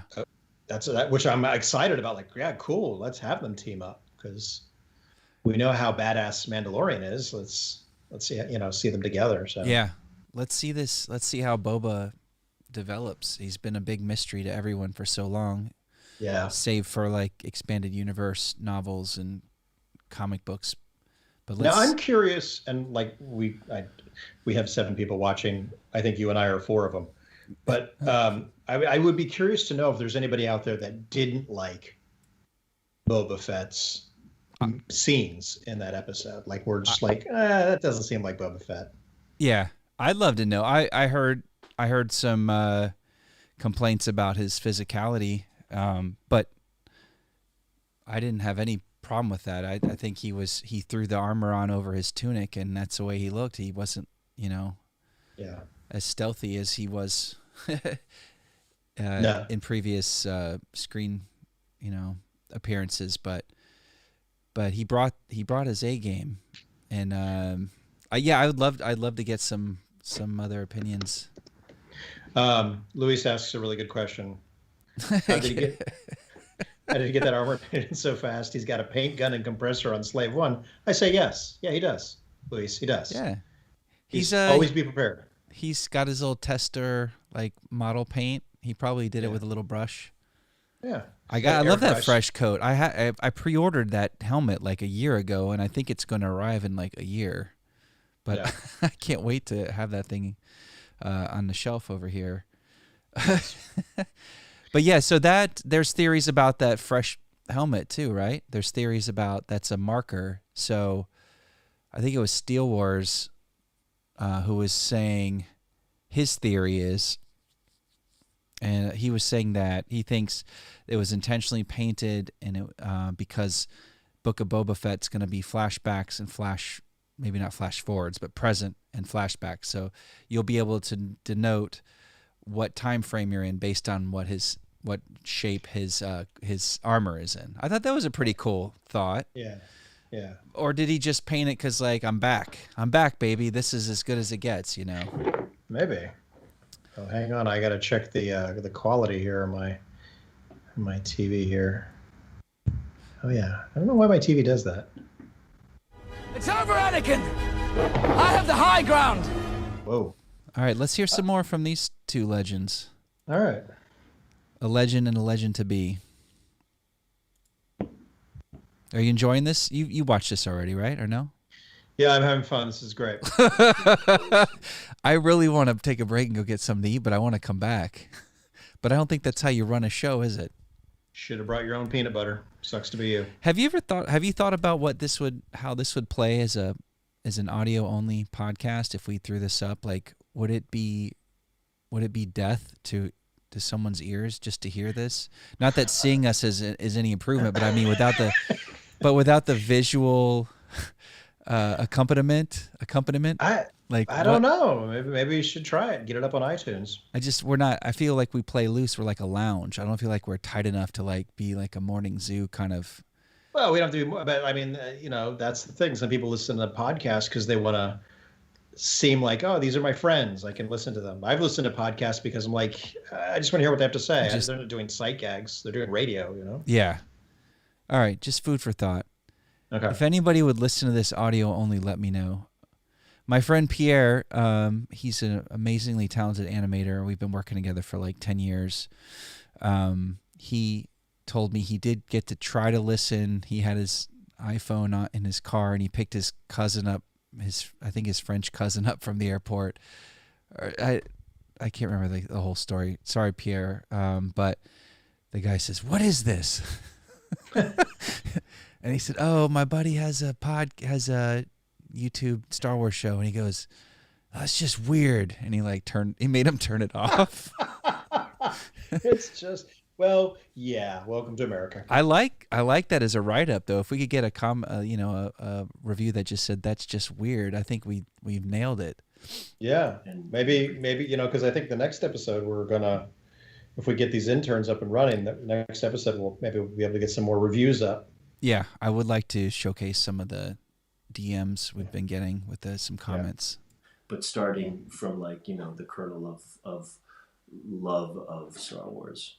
What was your relationship with Star Wars before? Well, I was born in 1975, and my parents immigrated to the U.S. from Chile when I was a baby, and so we were, by the time Star Wars came out, it was we were absorbing a lot of cinema. My father, who's a doctor but loves going to the movies, he would be taking us all the time. I don't know, kind of like dominated my childhood experience. It's the Star Wars and the Indiana Jones and E.T. Yeah. Did you hear that? He just said E.T. You hear that? Yep. I feel so validated right now. And I think I uttered that phrase last week, was like, if not for Spielberg and Lucas, I don't know if I would even be into film like I am. Don't unfreeze that, right? Because look how great that is. They're both pondering. Yeah, face touching. Yeah. I mean, think about 77 to, I'll go 85. Okay. 77, you have Star Wars. 78, you've got Superman the movie. 79, I'm not really sure. I'm sure there's stuff in there. 80, you had Empire Strikes Back. 81, Raiders. 82, E.T. 83, Return of the Jedi. 84, Temple of Doom. And 85, Back to the Future. Mm-hmm. Where does Close Encounters fit into that? 77. Man. Yeah, so you've got a nice run of impressionable, impressive movies. Gregory James just said John Williams had a great run. I'm going to see, I don't know if you guys can see this or not, my Wall o' Williams. Wall o' Williams, the wow. That's the wow. Yeah, I don't know because the wow. Let's see, because do I need to do it more? There we go. Yeah, so yeah, I've got. Yeah, you had a great run. Just think of all those epic summer blockbusters, what they were, but they just they resonated throughout the year and throughout our childhoods. Star Wars was only in the theater for a few years of our childhood. I mean, the original film was only around, they run and then they're gone. And then if you knew someone who was rich, then they had a VCR because they could buy a copy for $500 or whatever it was back then. Yeah. But yeah, just kind of lived on in our minds, but also that music, my God, although that Superman music still just puts me in a different place, immediate, whatever mood I'm in. If I hear that John Williams Superman, I'm just transported. Any of that stuff, any of the films you just listed, my goodness. Yeah, but it's just a tremendous run, and then after 85, you get a wide variety of things. And for myself, I was getting a little older, so my tastes were kind of spreading out a little bit more. Yeah. But I mean, that's a Teen Wolf. That would be 85. Breakfast Club. Stand By Me. Lost Boys. Breakfast Club. Breakfast. He's just going to keep going with the Ferris Bueller's Day Off. Any John Hughes, we've mentioned on this show before. right? Career Opportunities, which you mentioned last week. I haven't seen that movie in a long time, but I remember liking it. Yeah, loved it. Although I really think, and I genuinely believe this, and people disagree with me on this, I think there's really only one John Hughes movie that holds up for me, and it's Ferris Bueller. Holds up in that it's timeless. It's still funny. It's still relevant. I think it's so funny. So it's incredibly relevant. I think that the message of it lasts. I think the other movie of his that people really revere, I never connected with. Breakfast Club. And I just feel like, I don't know, a lot of it feels forced to me. I will say a movie of his that I always kind of liked, but for some reason the last few years have become more enamored with, is Planes, Trains, and Automobiles. I knew you were going to say that. Yeah. That's the Thanksgiving movie, right? Yeah. And I saw it when it first came out. I'm like, yeah, it's okay. And then I watched it a couple of years ago. I'm like, I like that more than I thought I would. And I've seen some videos on it. I need to go back and I like that it. more now as an adult than I did as a kid. Whereas a lot of his other films, it seemed to be, I mean, I've always liked them, but that one, I totally agree with you. And I think it came up on like list of best Thanksgiving films a few years ago, and it probably every Thanksgiving it gets a best Thanksgiving film award or whatever. But I think so. It's like more in my mind. So I've watched it a few more times as a grown up, and as an older adult, and I do enjoy it more now. Yeah. Yeah. And this has been the John Hughes. Brought to you by the John Candy Association. With music by John Williams. Yeah. Oddly enough. Screenplay by John Carpenter. Music by John Carpenter. Let's see the beard scratching. You know, all that Spielberg, George Lucas stuff, you know. When I met with them and stepped into like a writer's room that was wall-to-wall story illustrations of the first season, it was really surreal to see such sort of like familiar imagery kind of realize that they're sort of like pulled right out of your imagination. It's kind of the thing that they're doing, is they sort of know the impact that it had on all of us, and they're finding a way to, or new ways to kind of really speak to that and visually, you know, create the things that we sort of see when we close our eyes and think about it, which is kind of amazing. Facial scan 8, 2. Facial scan complete.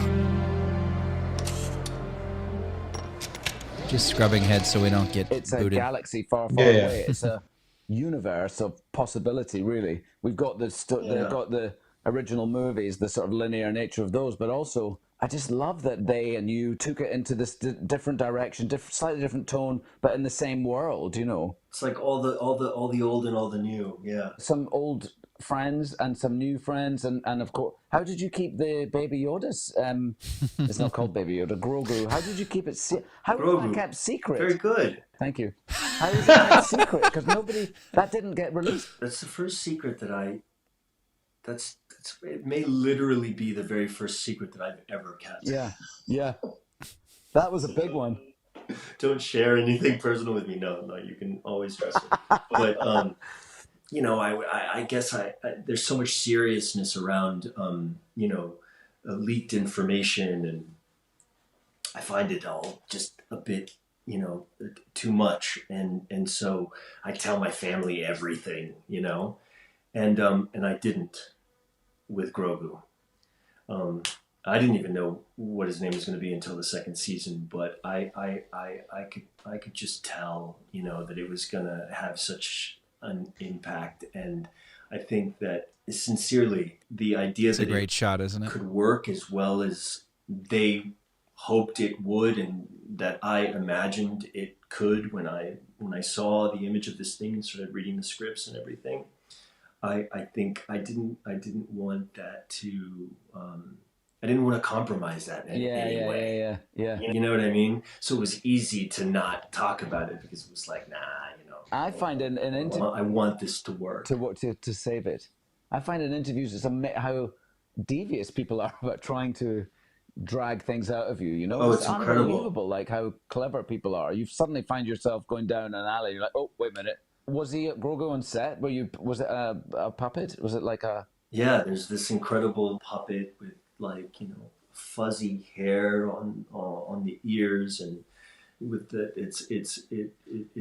it moves remotely. Yeah. There are these incredible puppets, and one can be done remotely that is like more conducive to wider shots, and then there's one that's very, very plugged in, and you know, its eyeballs are moving around, its eyebrows are moving, it's, you know, all of the sort of like muscular details of its face and ears and everything, and these guys are so talented, and that they get the puppet to sort of act with you in the scene. Yeah. I remember doing this one moment, and they didn't keep it, but the puppet was warming itself near the fire, or curious about some kind of fire, you know, coming out of a jet, and I said, don't get too close, and then, you know, and whoever's doing the remote literally had, you know, the puppet like look at me and back up and like be like, oh, okay, you know. And it's like kind of unbelievable. He's a really good scene partner.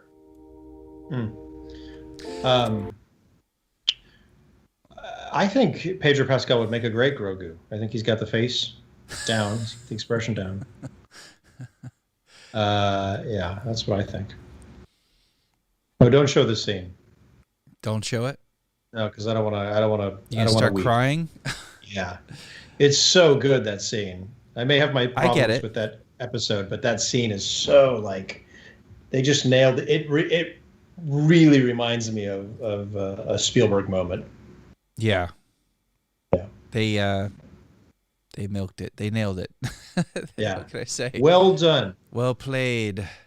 Yes. Who directed that episode? Peyton Reed. Peyton Reed. Jumping back real quick, I was talking about that list of movies. And I kind of glossed over 1979. I just looked up, and I can't believe I forgot these two amazing Can I guess? films of 1979 that probably affected our childhoods. Yeah, you can guess. Star Trek, the motion picture. The motion picture. That's one of them. The most exciting of the Star Trek pictures. I just thought it was so cool to see them Yeah. on the big screen. Yeah. With like that production value, because we'd only seen them in the syndication with no production value. Right. So it added so much weight. Even as a kid, I appreciated that. Yeah. And I was a dumb kid. Actually, I don't know if you knew that or not. Like you were there because it took 25 minutes to get the shuttle to the Enterprise. It was. Yeah, it was like real time. It played. How long is that movie? 12 hours? I think yeah. No, yeah. I have an interesting relationship with Star Trek. We'll have to explore that on an episode. Yeah.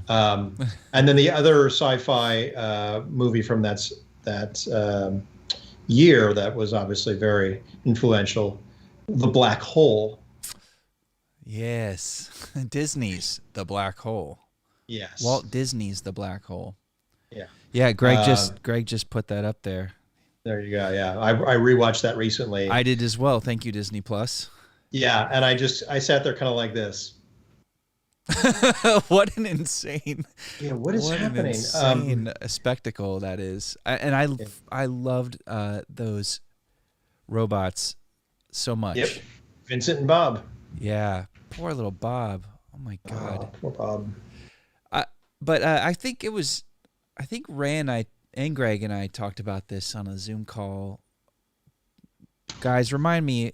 I know last year was a haze, but talked about like just dropping out all the audio and like mixing in new sound effects, like give it like the Ben Burt treatment. like just trying to do the best you can do, like a re-edit, a fan edit. It's probably been done, not by us, not by me, but of the black hole. The black hole, re-edit, new sound mix, new special effect. The laser sounds are horrible. The laser blasts are horrible. I think you could really, like, if you gave it the Ben Burt treatment, you could really up the experience of the black hole. Yeah. There's no saving most of it. I don't know. Some people may like it. It's a nostalgia trip for me. But I just even as a kid, I was like, this is Disney. Like, this is scary. So it was weird. As a kid, it was so scary and like really, it really like affected me. Yeah, some parts of it. But the cast was great, by the way. Cast was great. I mean, you could see everybody's really trying. I would love that's a movie I'd be fine if they remade with the right director. Yeah. And I'm going to say a name here. Alfonso Cuarón. Oh my God, yeah. That'll take it to another level. That'll take it. Yeah. Yeah. I mean, look what he did with Children of Men and look what he did with Gravity, like somewhere in between there. Yeah. It's got to be on a short list somewhere for remakes. Yeah. Well, they just said they're going to remake Highlander. They are. I didn't know that. I didn't hear that. Yeah. And who's slated? I want to say it's Henry Cavill. Cool. Yeah. I might be wrong about that. I'd have to look it up. But yeah, that's a movie because I managed to get a hold of the original script years ago. Christopher Lambert, right? Lambert. Yeah. A Frenchman playing a Scotsman playing a Spaniard. There can be only one. Yeah. I'm Juan Sanchez Ramirez. No, you're not. But the original script is really good. It has a lot of scenes that are not in the film. I don't know if they filmed them or not, but add a lot of depth to the. Are we talking character. Black Hole still? Or are we? We're talking Highlander. No, we went to Highlander. Okay. Yeah, Highlander was a pretty reputable film, right? The first one. Yeah. And Henry Cavill to star in Highlander reboot. Yeah. So it is him. Wow. Yeah. Wow. Didn't the second one like break its own rules or something? I'm foggy on that too. Like, didn't they really screw up their own like continuity or their own like the rules of the Highlander verse? Yeah, the second one. He is the Witcher, Luis. He is the Witcher. Yeah, he is. He's working. The dude is working. He is. The second one sucked. The second one was no good. And let me just say something to Luis here about Uncle Buck. I saw that years ago. Couldn't tell you a thing about it. It's like one of those movies I watched and then, dumped. Yeah. And I watched it again a few months ago with my son, and it was like watching it for the first time. And my gosh, what a fantastic film that is! Yes, Uncle Buck is a great movie. John Hughes. I will say that. Rest in peace, John Hughes. What quality! What a quality filmmaker! My God. And John Candy. I mean. Oh yeah, both Johns. Candy was so. You just loved him. Like, how could you not find him lovable? Yeah, absolutely. No one's ever said. I don't think anyone's ever said a bad thing about John Candy. But we did. Laura and I did watch a movie. Is it Summer Rental? Wait, what's the one where he goes with the? Didn't like that one. Yeah, he did. I mean, some of the movies he did were not the best. Armed and Dangerous. Yeah. Going Berserk. But he was always just, you saw him on screen and it's like, oh, it's John Candy. It felt good. It was like a warm blanket. Yeah. Yeah. And none of this has anything to do with Star Wars, but that's okay. But we can digress. We can go on tangents. That's when the show gets good. That's when we get cooking. That's when we have 7 concurrent viewers. Cooking sounds good. All right, let's pick back up. We're almost through this, and then I feel like we're just heating up now. But I'm getting so hungry. Yeah. Volunteers. Luis says volunteers. I'm gonna say, how about a Volunteers remake with Henry Cavill? Oh God. Directed by Alfonso Cuarón. You're welcome. With a special appearance by Christopher Lambert. Who apparently is like blind as a bat. Did you know that? No. He has to wear these like super thick glasses. So he's like, when he films a movie, he's got like. He always plays like a mad scientist or a scientist from the 50s. An optician? Is that right? He's taken all that Toby, what's his name? That British guy, Toby. He's taken all his parts from like the Marvel. Yeah. Yeah, you know what I'm trying to get to. Mr. Magoo remake. That's awesome. As Louis said that. All right. Yoda, I couldn't believe I was acting with Yoda, and then at the end of every, because there's so many people operating him, and the stage is lifted up, I guess, so they're underneath the floor. We were like literally walking next to each other, and I don't know, he's like alive. And then every time George called cut, he would die, Yoda, because everyone just stops operating him, so he just goes like that. And it was sort of disturbing every time that the end of the scene would come along. And then they replaced him with, for our second film and our third film, with the digital version of him. And I never felt like it was it's not as endearing, it's not nearly as, and also we know Yoda as a puppet, you know, we know him from the original 3 movies as a puppet. So when it was suddenly computer generated, it didn't feel like Yoda to me anymore, you know?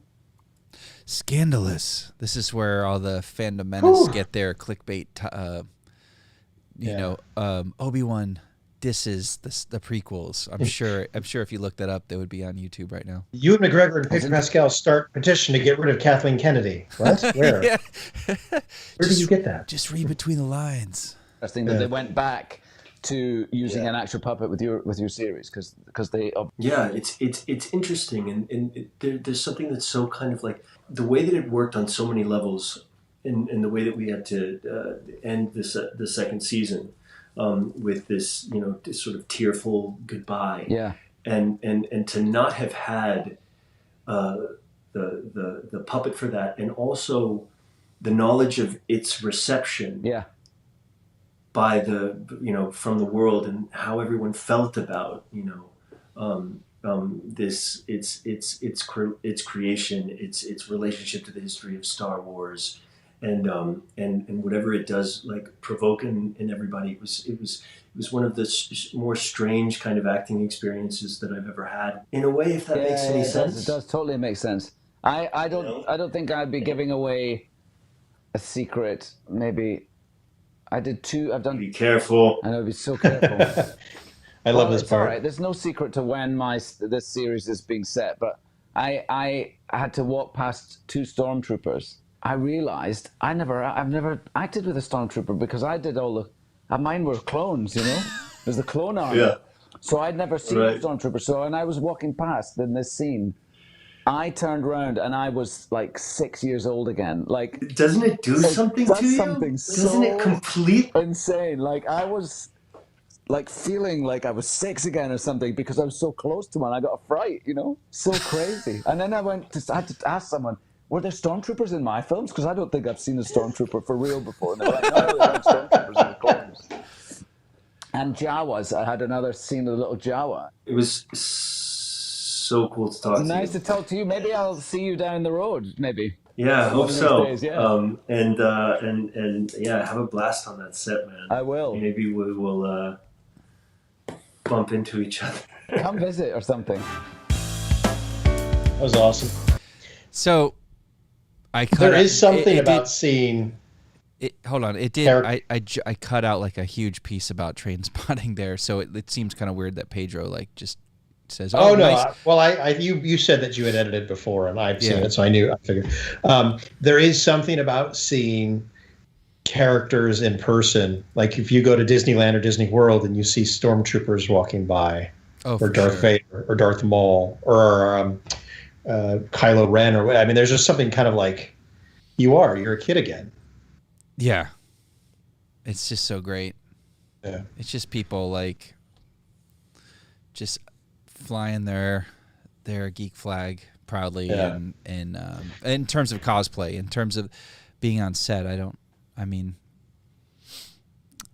know. A few years ago, they had a screening of Empire Strikes Back. This is maybe 2014, maybe, and it was in San Rafael. I might have talked about it on the show already. And they were having 2 showings that night, and I got tickets for the first showing. So my son and we drove all the way, and we got there. There were people in costume, and it was like I think my son's face, who was really young at the time, and my face were probably the same because it's like, that's Darth Vader, blah, blah, blah. But the coolest part was somebody had built an R2 D2. Mm-hmm. And it was just like, I was like, oh my God. And it was rolling around. The head was spinning. It was like incredible. Yeah. It was.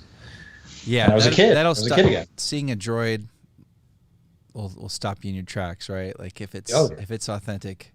So Greg brought up a good point. Like at the end, you saw their coy little like farewell. It was like, let's hopefully bump into each other one day, run into each other.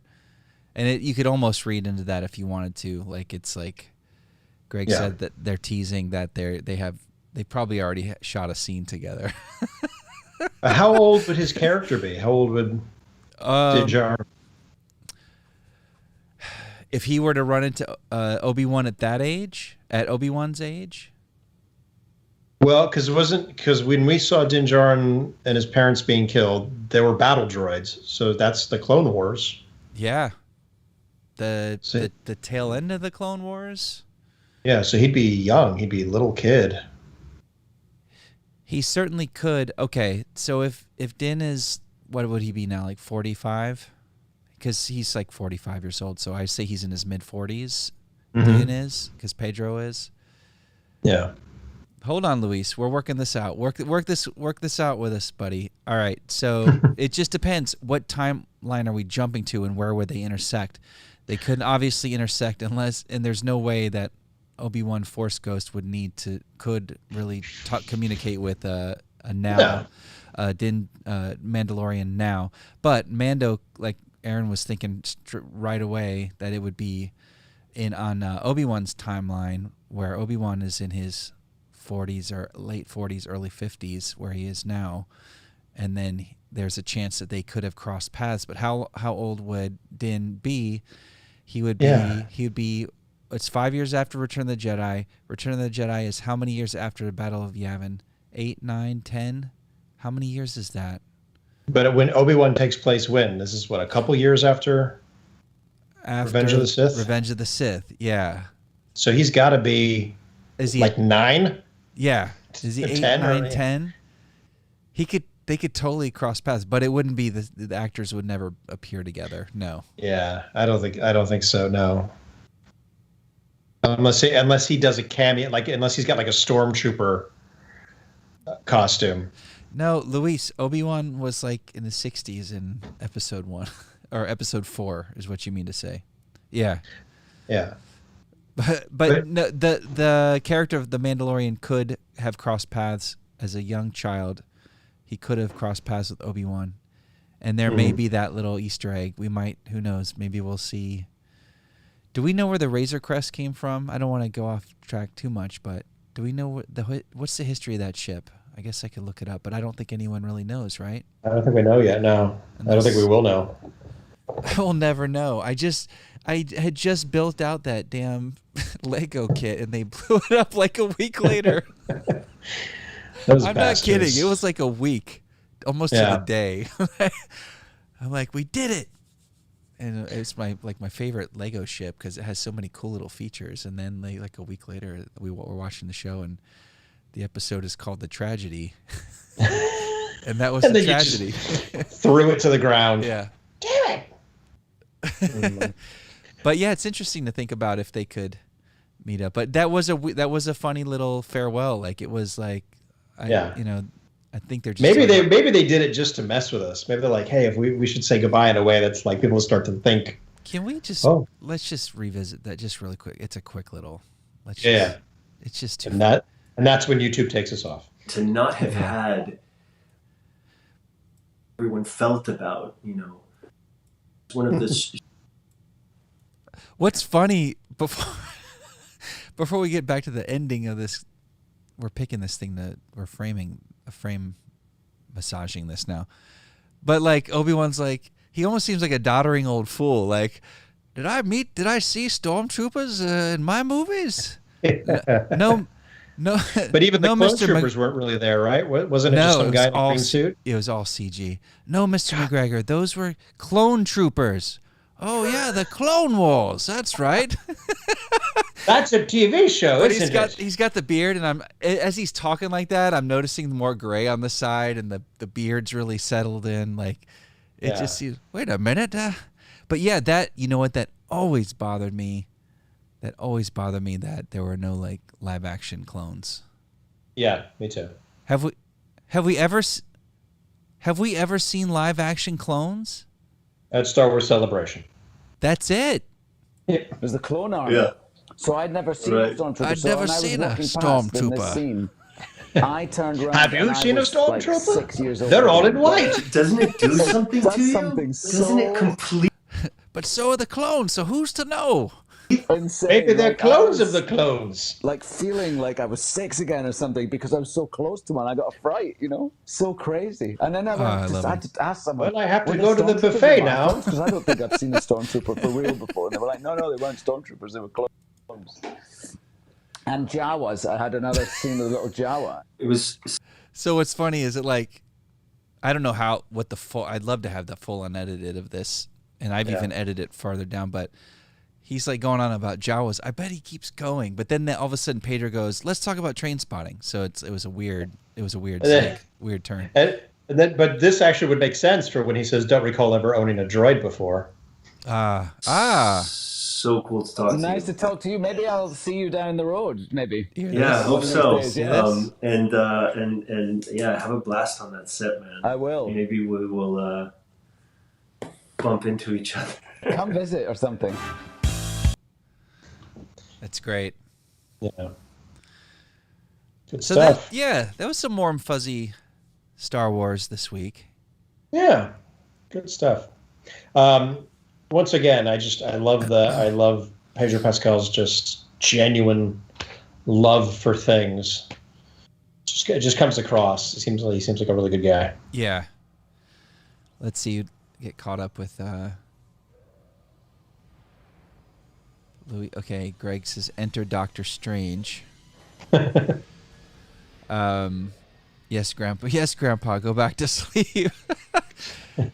At some point, yeah, his Ewan's grandchildren will probably be he'll be regaling of the stories of the Clone Wars, and they'll probably be indifferent as life plays out. Ironically, Can I just say, by the way, as someone who's follically challenged, Ewan McGregor's got great hair.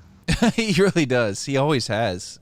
Yeah, I hate him. I don't know why they had to wig him up so much in those retakes. Oh God, that's so. There's the one shot where he calls to Qui-Gon, and he goes, "Master," and they cut to Obi-Wan, and I just always shout out, "My wig's on!" And then he throws a lightsaber and goes out of frame. It's just so obvious. I saw a meme that around that part of the Phantom Menace where like it was just like it says Maul is so badass, like he's so gangster that he wasn't even after. Like he was after Obi-Wan, right? Or he was after Qui-Gon, right? Mm-hmm. And he just like runs over little Anakin in the desert. He didn't even know that kid. He just like mows him over. Yeah. That's hardcore. Maul doesn't screw around, man. Anakin, duck. Yeah. You know, I think you and I have talked about this, and you might have been the one actually who pointed this out to me. My favorite moment in Phantom Menace is during the lightsaber duel. And Maul kicks Qui-Gon off to the side, and he's backing up, and he force throws something to open the door behind him, and he's backing up. Yeah. And in the left side of the frame comes Obi-Wan. Oh, with this posture, with this swagger, and he's twirling the saber, and it's so badass, and it's on screen for like 3 seconds. But you get the sense of the cockiness of who that guy is in that moment. It's so awesome. I love that so much. That's young Obi-Wan's swagger, right? Like, yeah, that's as close as he gets to like Anakin, right? I mean, yeah, that's as close as he gets to that. The way Anakin is full time, right? I'm talking grown Anakin. Yeah, but you also get the sense of teamwork that he and Qui-Gon know how to work together. Absolutely. Because there's that great fake out Obi-Wan does, and then Qui-Gon comes in, and it's like all these like little great things. It's, they were like a quintessential master and apprentice. Yeah. I don't know if we've seen any on screen that worked so well together. Maybe yes. Hold on, Anakin and Ahsoka, because they had many opportunities to work together. Yeah. That's the other news story this week is Liam Neeson on Jimmy Kimmel denying that he's involved with the Obi-Wan series. Yeah, he said he's too expensive, right? Yeah.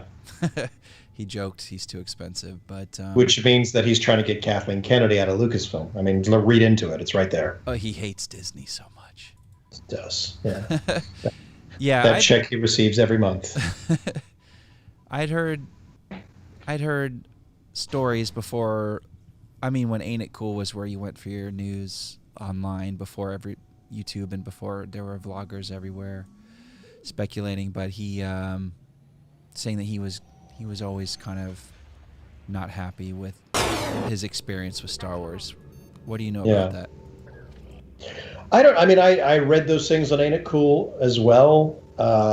Looking back, knowing what we know now, how much of that is truth, how much of that is clickbait. I mean, it's come out that that some things were sensationalized or hyped up for that site, which is why certain writers left to become a little more respected. I don't know. I mean, I always did wonder why he never came back for Revenge of the Sith, and why they had a horrible voiceover that's supposed to be him screaming no, I guess. No. Yeah. Yeah, I don't know. But then he came back and did the voice for the Clone Wars. Man, they pulled out all the stops for Clone Wars. They did. They really did. So, I think I've told you that my hope, in my perfect world, the Obi-Wan series would have two storylines going. Okay. Whereas current Obi-Wan settling into Tatooine, watching over Luke, coinciding with a flashback of a young Obi-Wan and Qui-Gon, while Qui-Gon teaches him a lesson, and that lesson comes into play in the modern day. Like almost like Lost, in the sense where you have the flashbacks that tied in with what was happening on the island, that sort of thing. But just a chance to see Qui-Gon again would be amazing. The scene I'm talking about is before this. I think everybody wants. Is it here? It's before. It's. Oh yeah, right at the beginning, right? Yeah, it's in the hangar. I think everybody wants to see Qui-Gon again, live action. Yeah, I think so too. It's before that. There we go. Yeah. Yep, that's it. Right. Yeah. Coming up, I'll let it ride. Okay. And hopefully we won't get kicked. Yee. It's the droids. I had the volume down. Maybe I can turn it up a little bit.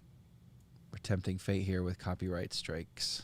I don't know. Come on, Disney. We're just promoting you. We're just here out of love. Well, really for Lucasfilm, you know. Go! It's on automatic pilot!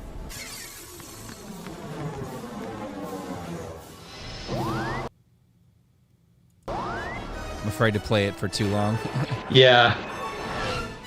Try to override it.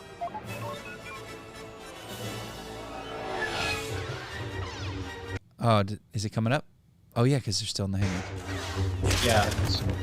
Look at all those battle droid parts. Watch.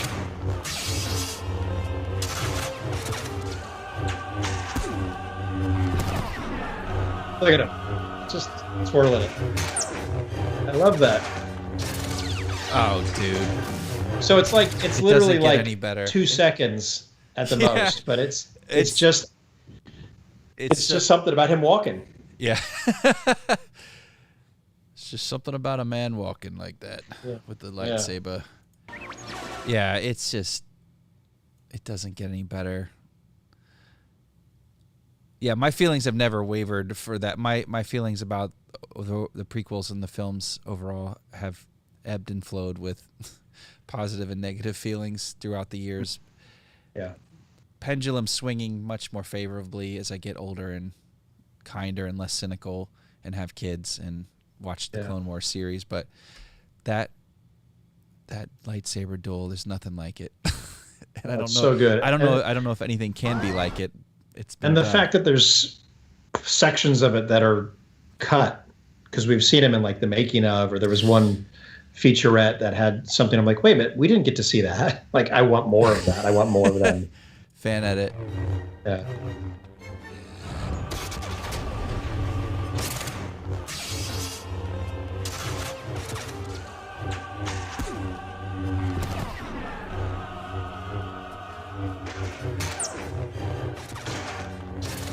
Dude.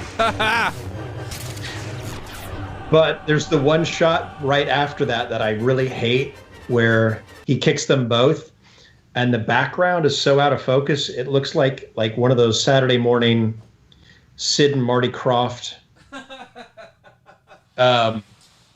green screen, like just H&R Puffin stuff. Like rear projection or something. Yeah, there's just something about it that looks off to me. I don't know. Yeah. Man, what is going on? I'm still here. Are you still here? I'm still here. I don't see you. I know. But then again, there's a delay. I'm having crazy camera issues today. But we probably need to wrap up anyway, don't we? Yeah, we can. Because it's like 3:30 in the morning your time. I don't sleep. But you start to get you start to get more momentum with your algorithm if you stay on longer. Oh my God, you and the algorithm. Let's see if this will reopen. Okay. I hate to be off screen when we say our goodbyes. Well, let's be honest. The people are here to look at me, and I am here for all 5 of you. I'm probably 3 of those, but and I'm 2 of the other 2.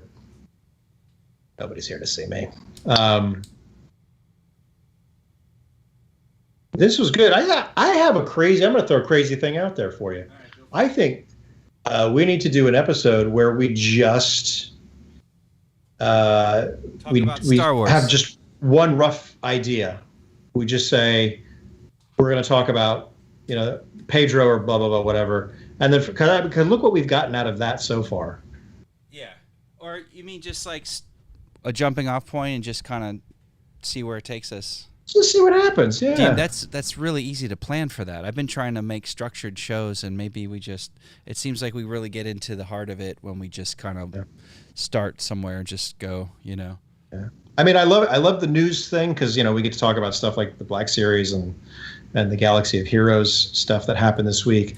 So we can still do that. I don't know. I just like that idea of I don't know. I feel like we got a good rhythm going, but also it's getting late. Maybe we need to start earlier.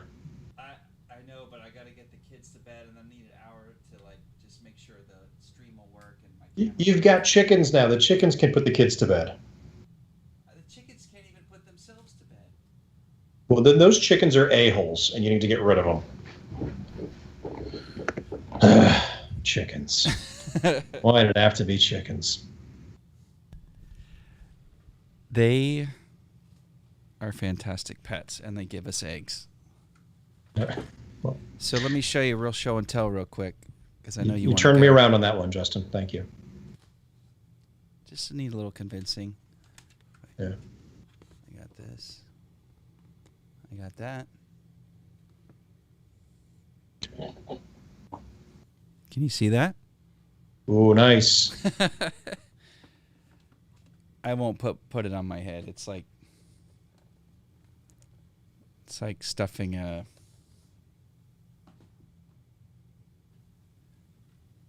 It's like stuffing. Where's that going?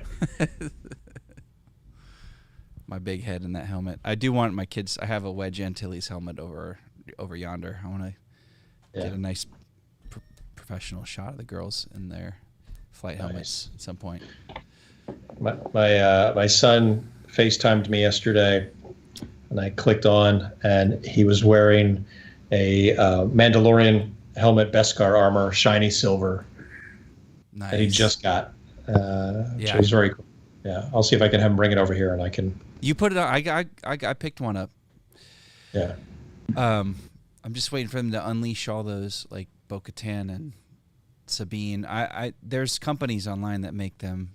One guy, like I told you, the guy in Russia, I ordered a Bo-Katan helmet like 4 months ago, and it's stuck in a Russian warehouse. And I asked him for a refund, and he's not answering me now. So, Wow. But it is Etsy, so I feel like it's got to be kind of legit. He had a bunch of good ratings and stuff.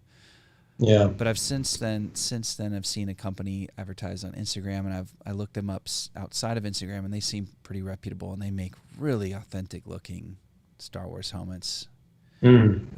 Craft something. I'll have to look them up and see if it's, or give them a plug if it's a real deal. But the product, their stuff looks amazing, and they make a lot. They produce a lot of helmets, so it's not like some one-off thing that costs a ton. It's pretty reasonably affordable stuff. Okay, I don't know. I'm just playing that. You're trying to get us kicked off. Yeah, it's interesting how they really got us for Bad Batch last week with the audio off. Did Rick? Who was it? Rick Berman, or who was it? I always get John Nolan. I call him Rick. John Nolan just got blown up. He just got blown up. That's what you get for creating Photoshop. Wait, what? Man, what another game changer. All right. This is distracting. I'll just keep watching this. Turn it off. Well, thanks for everybody who hung in there for this show. Yeah. It was somewhat, other than my camera kept cutting off, we had a good stream. Uh-oh, look at this. Heads up, we've detected copyrighted audio and video in your stream. All right, so let's head out before they turn us off. Yikes. All right. Save this video. Save it. Yeah, seriously. All right, I think we'll be good. Okay. But yeah, so thanks everyone for checking us out, and we hope you'll join us next Monday night, and hopefully, I don't know, I'd love to check in with you on like a Wednesday, and then maybe a Tuesday, and possibly a Thursday. Every day this week, Aaron. I think we're going to get to a point where the Star Wars news and the content is going to ramp up, like you're saying. We're going to start hearing and seeing more things. So I think we'll have a quick midweek, like quick 1 hour check-in. Yeah, maybe that could work. Yeah, that could be like a tangential thing too. All right, I'm rolling us out of here. Like, subscribe, all that stuff. All the things. Do all the things that kids do these days. Yes, on the Reddit. On the Tic Tac. Yes. Have a good night, everybody. And may the Force be with you. Thanks for watching. Thanks.